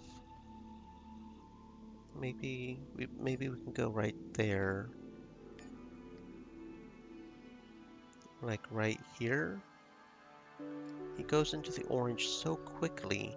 And I think it's when they go into the orange that they start thinking something's there.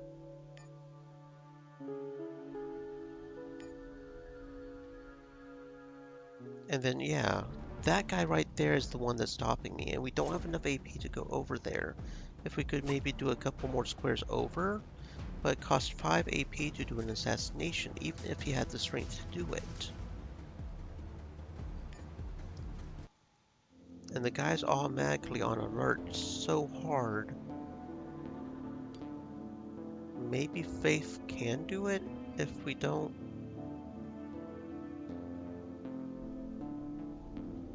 Maybe some combination of Faith and Jed? Maybe some combination of Faith and Jed, like we have Faith. Like maybe we do a double combo kill? Is that even possible? Like if we start assassinating with one, the other will assassinate with? Or something? Fuck, I don't know. It's bugging the shit out of me that we can't seem to do this right now. If we had a fucking... whatchamacallit, camouflage, then that would be one thing, but it's like early game stats, you just don't have the stats to do this. So if we open that, that puts him in the yellow. Then we can go up in here, go over here. Maybe just behind the door so he can't see us, and then he shouldn't notice us either. Nope, fuck, man. I don't understand how we're supposed to do this. At least with this early game stats. It makes no fucking sense.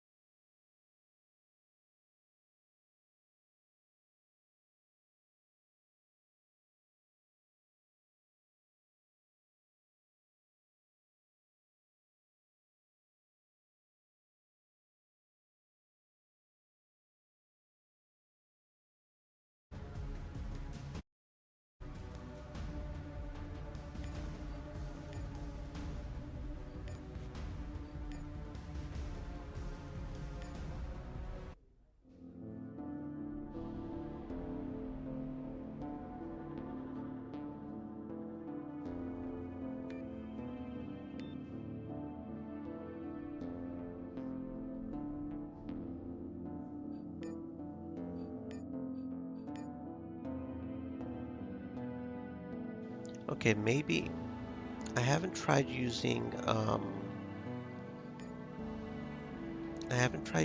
the make noise thing. Maybe if we make noise and draw those guys over to Jed, but then we make sure to stay him behind something so he doesn't get noticed, or maybe just automatically climb back. Can we climb back down?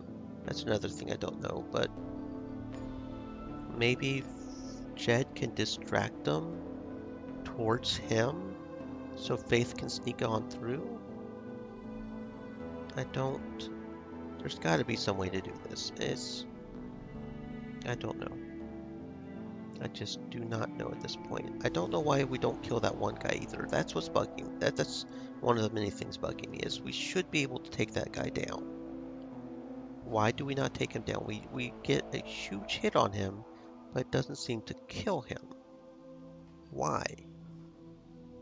Why does it not kill him? It should. It's like we can't assassinate the one guy or something. Okay, so let's try this. We'll have Faith assassinate this guy over here. We'll have Jed assassinate the guy up here. And maybe Jed can draw this guy away so she can sneak on by? I don't know how the make noise thing works. I haven't really played around with that, so maybe that's an option? Maybe. So we'll have intern, turn around. Thank you. Okay, and then she'll go over here. Intern, you will go up here and climb up here. Okay, we don't have enough AP to do that quite yet. And then you will go up here and assassinate this boy.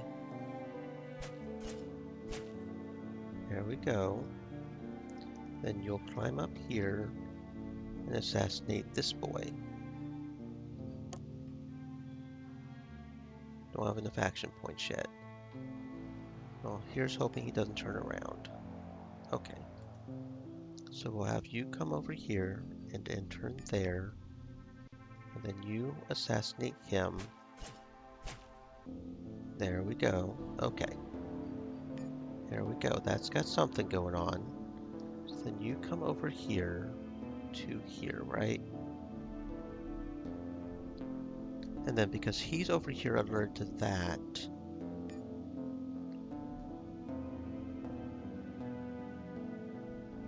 maybe we can keep him distracted long enough.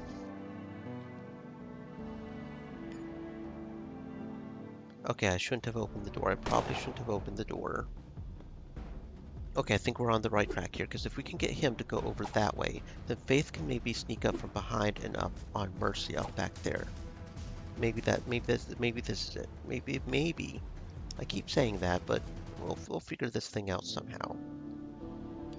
We will assassinate her.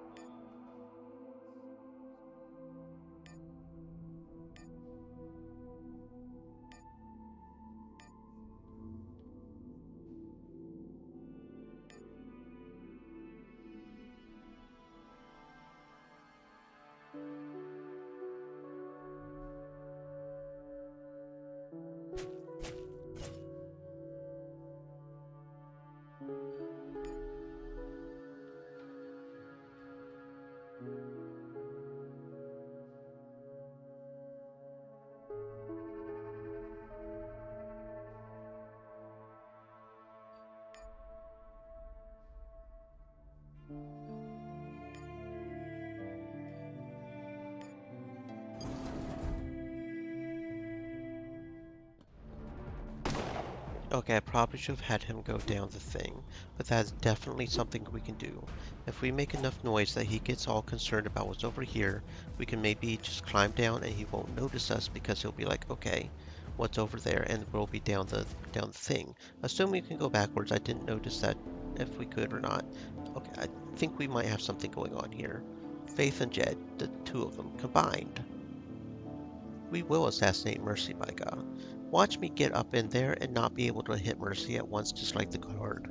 Because that would piss me the fuck off, I can promise you that. But we've got to be able to assassinate Mercy, right?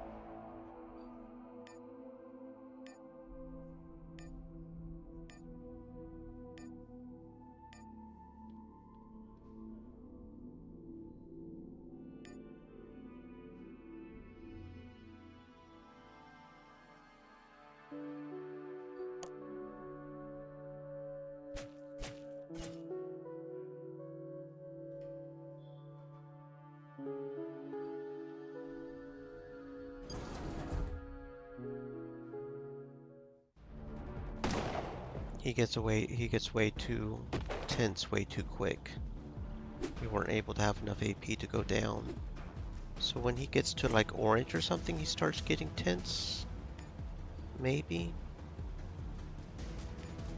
Hmm.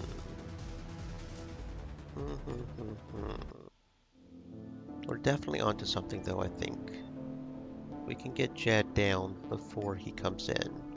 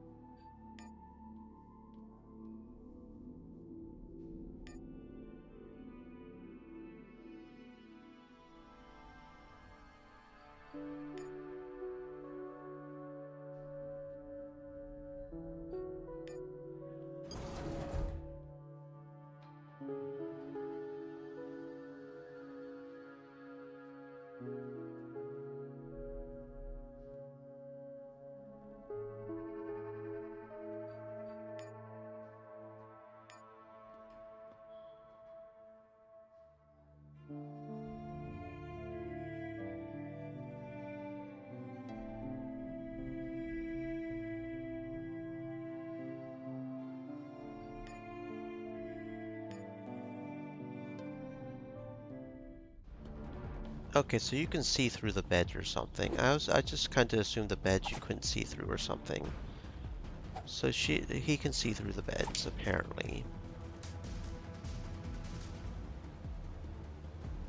So our only option really is to like murder that guy or something, because there's no other way, right?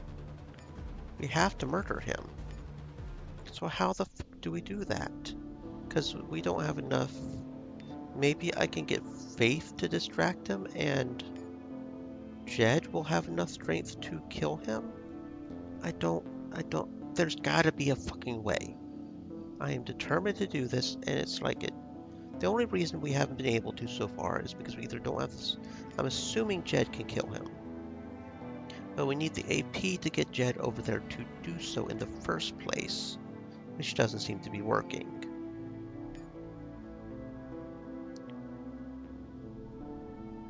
Because Faith doesn't seem to be able to kill him for unknown reasons. So that doesn't seem to work. So maybe I can get Jed close enough to murder him, like, but then if I get Jed, I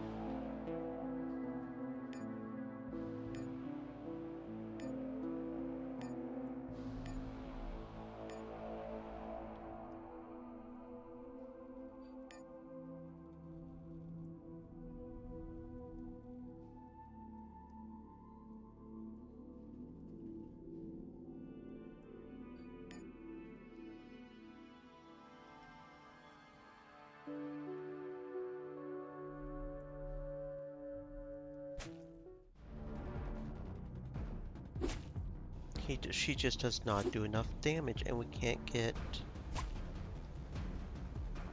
There's no way to get the other one up there because they don't have enough strength. I genuinely don't understand how you're supposed to do this, because unless, even if we had higher strength with how high that guy is doing, maybe we don't kill with faith? Maybe that putting him on yellow, like, because he doesn't start off with yellow, right? Maybe we can sneak off around behind the other guy and not assassinate him? I feel like there is a way to do this, and it's bugging the fuck out of me. It's probably just me being a turtle again that I can't do it.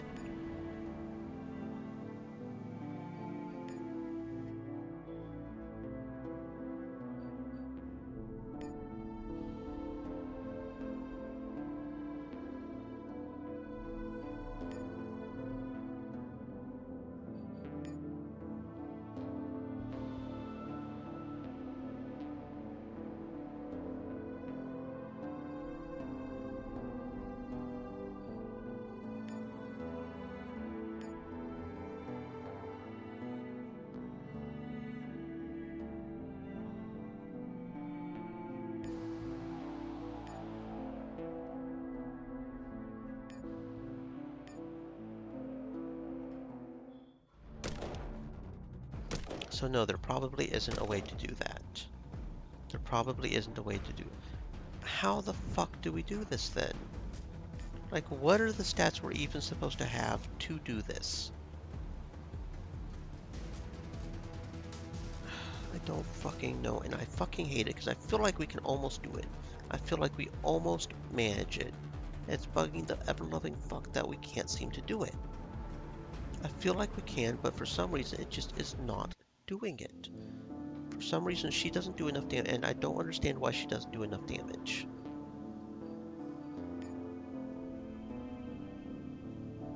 Because she's able to assassinate the one guy just fine without any problems. So why is she not able to assassinate?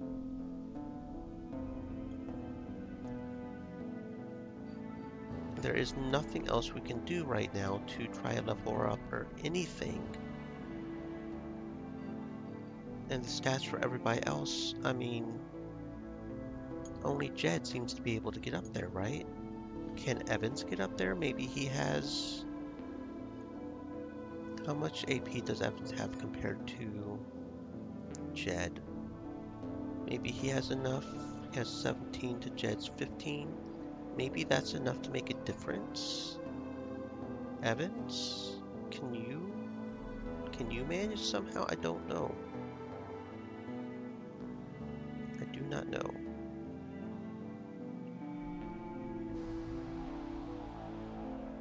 If we had a stealth thing, that would be a lot better, but we don't have any stealth things.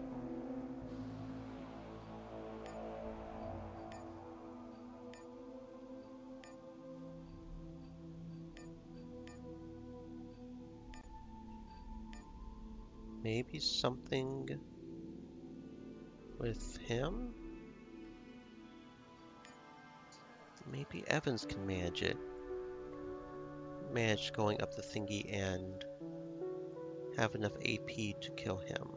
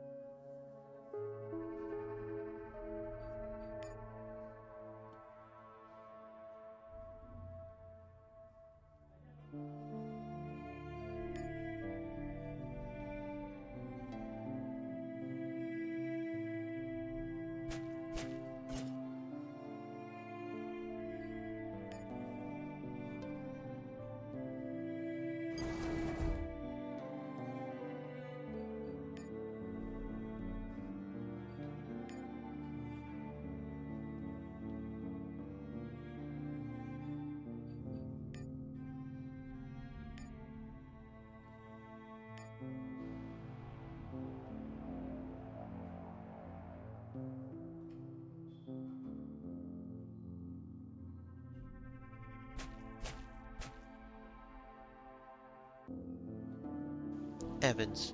Evans, I know I have told you so many times I get sick and tired of your attitude and the way you seem to be holier than each other, but oh my...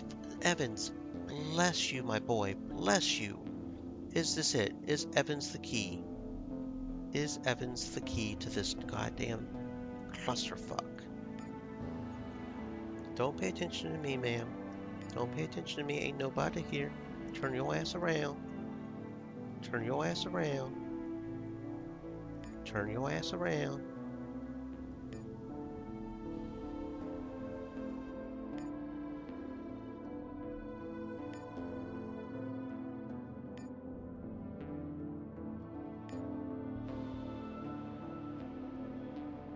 Please tell me she don't just stay there the entire goddamn time. Please don't tell me that once she gets alerted, period. That would make no sense. She's got to calm down, right? She's got to calm down. Because we can't go in right now, right? We can't go in. We open that. It's just going to be an automatic. Yeah.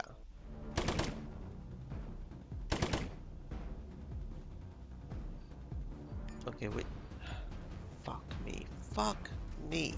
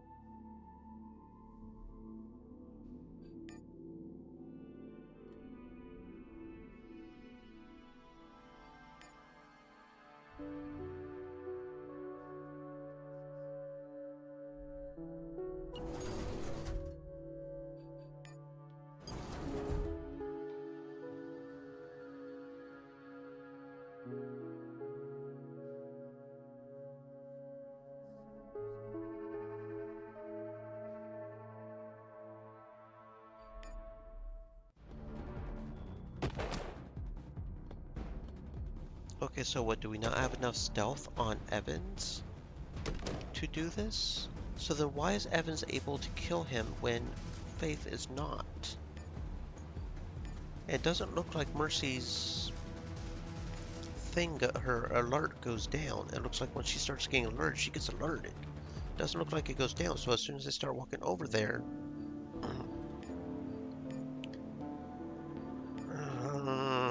I feel like there's a way to do. I feel like there's a way to do. I keep saying that, but fuck me. There's got to be a way to do it, right?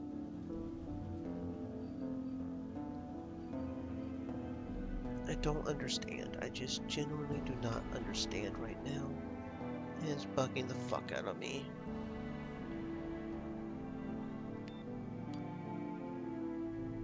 Persuasion, streetwise, impersonate. So it's nothing that we can use. I couldn't remember what token we had.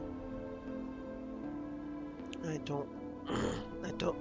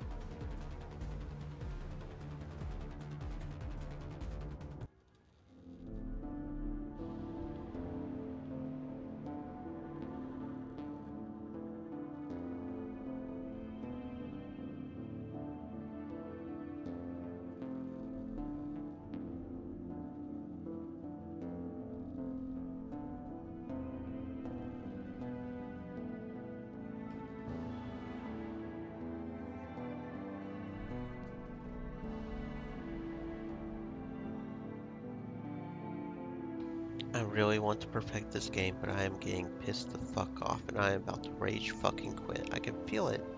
And it's just one goddamn achievement, and it's like, okay, why is she not killing her?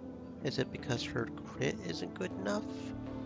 I d If I understood what was going on, that would be another motherfucking story, but I genuinely do not understand what is going on here. Maybe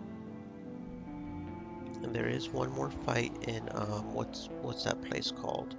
Mission Control, right? There's at least one more fight here.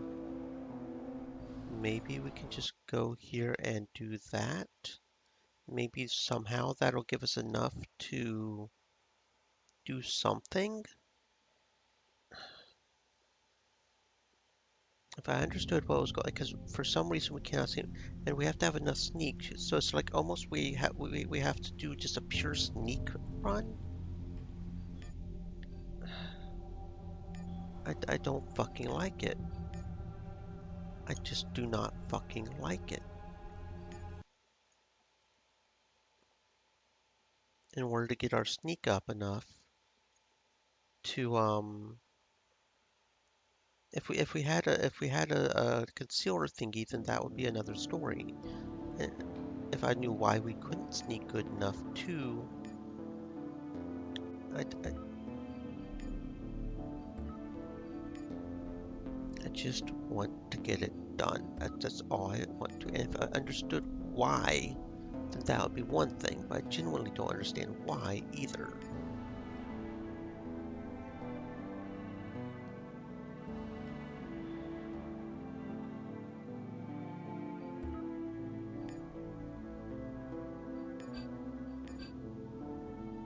Okay, now she's got 6 sneak, so maybe that's good enough.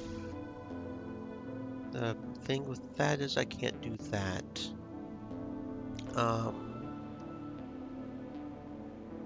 Where did we even get the knife from? Do we even have the combat knife yet? Don't remember where we got the, I don't even know if we need the combat knife. Because I don't know if the knife actually even changes anything to do with it. Okay, we can also report to Earl. Go ahead and turn that in. So we can at least just get this done, then that would be good. Okay, Jonas, Promised Land. Because she needs like 6 strength, I think, in order to even get up there. And I don't know how to up her strength. Because she starts off with 4, and I don't know how to up it. What things could we possibly do to get straight sneak up? We can do that one thing. And the problem is we pretty much need to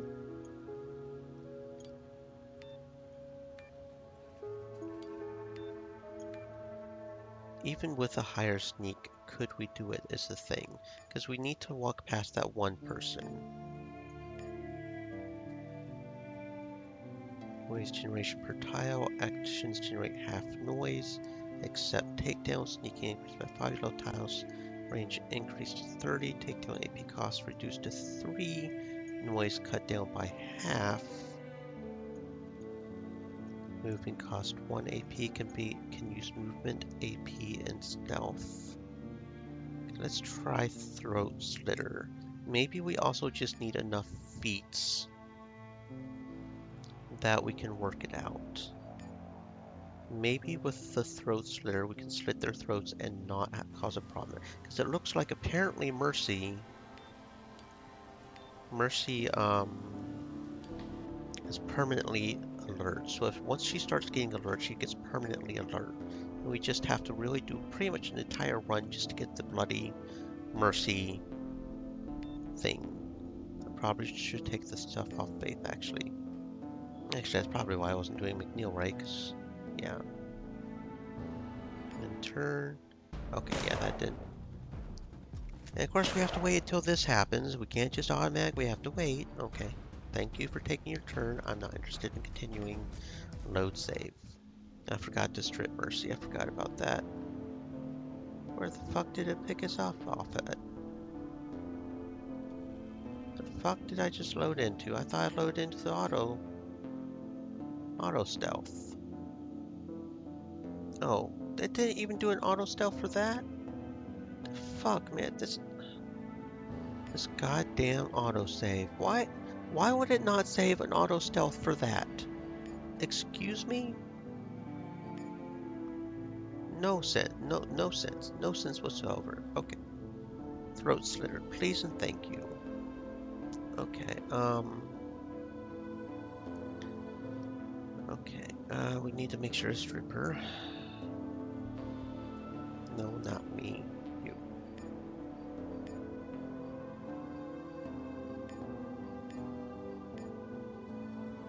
Okay. Map. Cole's gadgets. Travel. Why it doesn't save before that sneak, I don't know. Because it's supposed to save before a stealth sequence, but that doesn't count? Okay, sure. Okay. Over to engine fuel. Try this again now that she's naked. Sneak. Faith, please and thank you.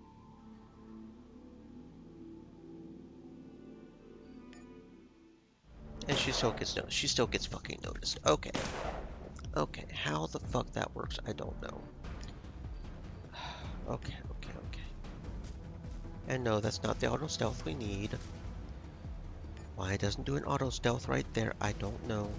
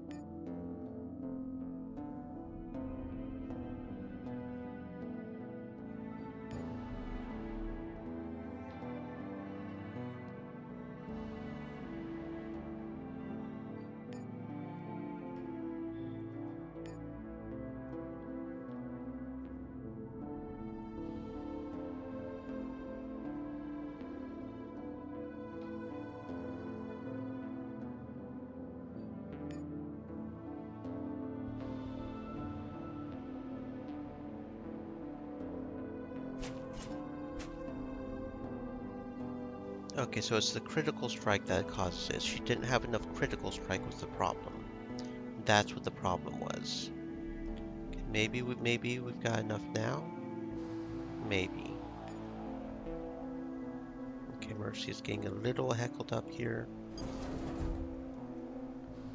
Maybe we have enough to still do this. Die, bitch. Fucking die. Assassin. Assassinate Mercy in stealth mode. Thank you. Thank you. We did it. Okay. Screw that shit. Now we are going to reload on the pre-Mercy kill. And this time we're not going to kill her. We're going to talk her down to joining our side. There is a way to get her to be the one to take over, but we don't want to do that yet because we still don't have the one for having Jonas keep the pit free, which we are going to do, try to do with the protectors. Okay, we finally assassinated Mercy. That was a pain in the goddamn ass. I can promise you that much. Now that being said, I probably should do this. No, never mind. I just won't. Because I am a little worried about another achievement, honestly, but we'll handle that as we handle that. You keep interesting company these days, thinking of joining the losing side for a change. Losing side,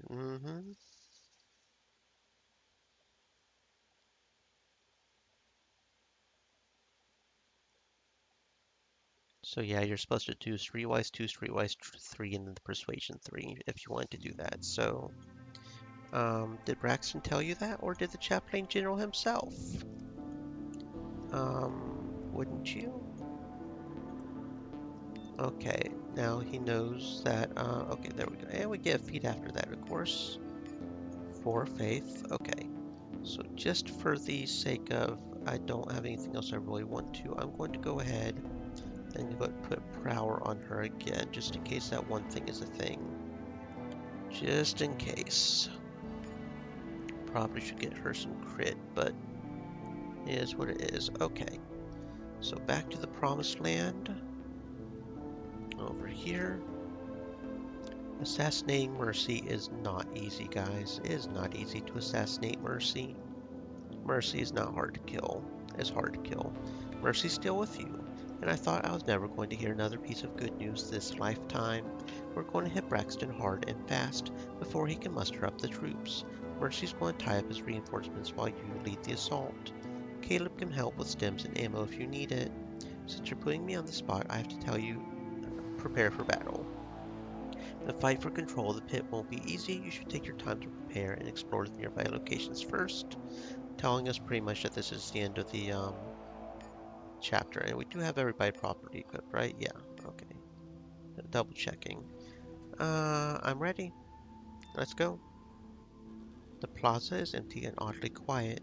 Jonas's irregulars have taken positions around the Regulators HQ, waiting for orders. Their captain, a man with fiery eyes and an equally fiery beard, snaps to attention as Jonas comes near.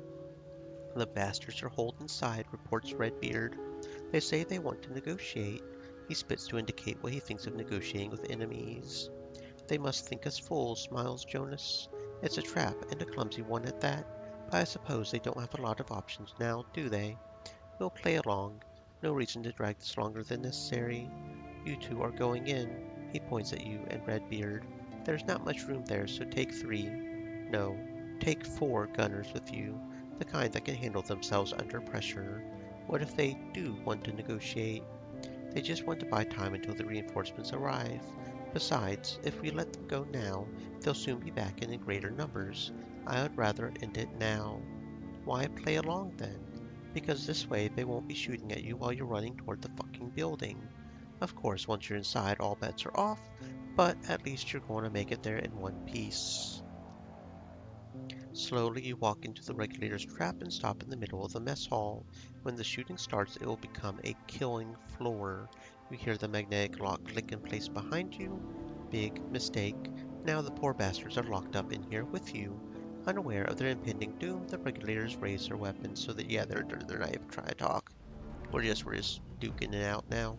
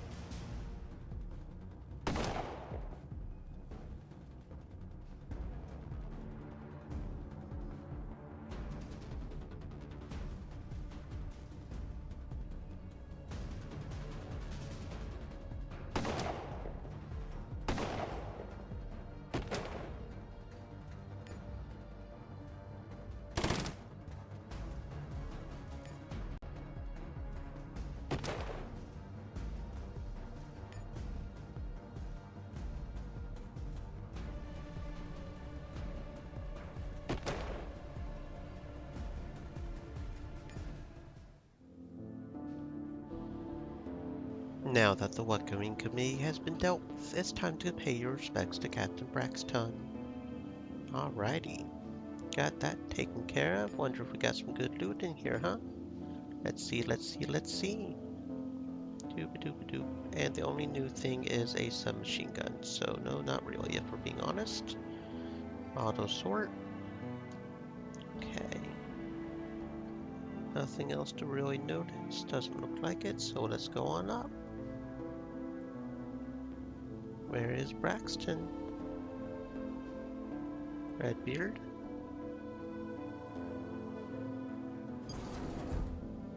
Braxton looks like he's aged 10 years since you last saw him. He knows it's over. All that's left to do is die well. Is that you lurking over there, Jade? Nice of you to drop by. Come closer. Don't be shy.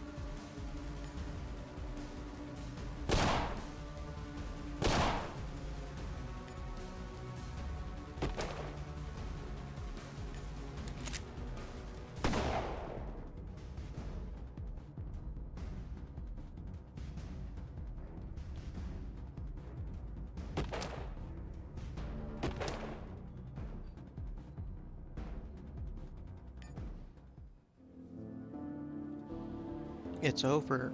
Braxton's dead and the pit is safe. For now.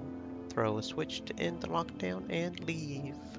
There we go. We did it. We killed Braxton by our own hand.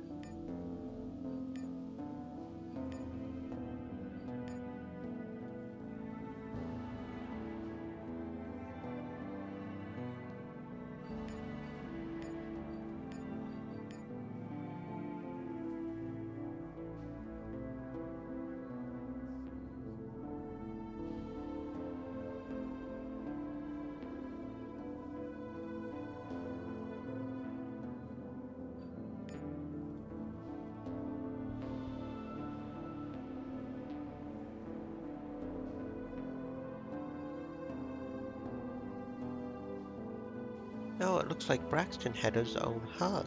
That's interesting. Compared to the scavenger goggles, we lose 20% resistance to optical, but we gain aimed, it looks like, in a bit of reaction. I think that may be worth it. I'm not completely sure. Maybe. I already have a scrapper coat on, so that's 2 less energy, 1 more melee. I think I'll pass on that. Let's see, Evans, what about you? Yeah, that's 2 less energy, but 1 more projectile and 2 less melee. So that's a gain of 3 overall, loss of 2. So that's an overall gain of 1, I guess. It's probably fine, Scrapper Coat. Which means we're probably going to put the energy armor on you and give you the energy shield from Faith. There we go. And you also already have a Scrapper Coat, so that's not a problem. Jed, you're the only one with a Traveler Coat, so there we go. Probably fine. Accuracy 4, Thermal Vision 50. So see, it's like it changes accuracy for aimed. Not sure what the difference there is. Ability hit target, and then aimed. Aimed is accuracy bonus applied to aimed attacks. I'm not sure what the difference there is. Thermal vision 50 as opposed to 50. So the thermal vision is the same. It's the resistance to optical that's different. We got 20% less resistance to optical. So we're essentially changing 20% resistance to optical for 5% reaction is what we're doing, pretty much. And this is how we get into the back office, is how we unlock the back there. Don't know what's back here. Looks like a pipe dream assault rifle and a scanner. So not really anything too amazing, it doesn't look like. That's okay. That being said, it is 1800 friends, so it is time to end with the wonderful murder of Braxton. So, let's see, where do we need to, let's just delete some of these saves that are going to confuse me. I'll keep the easy run one there, just in case what I think may happen, which I really hope it doesn't, but I may just start, I don't know. That's the pre-mercy one, so when we start up, we can do that and do the mercy. Okay, so this is the pickup where we're picking up next time. Okay, that sounds like a plan. So, no stream tomorrow. I will be celebrating a birthday tomorrow. We will be back on Sunday probably, unless something happens, with some of more pizza, and we'll be seducing nurses with mushroom pizzas and meeting their friends and doing all kinds of other stuff. I don't even know what kind of stuff we'll be doing. So let's see, who do we want to raid? Here's the raid message. Here's the raid message. Feel free to use it. Stay safe, friends, and maybe I will see you Sunday.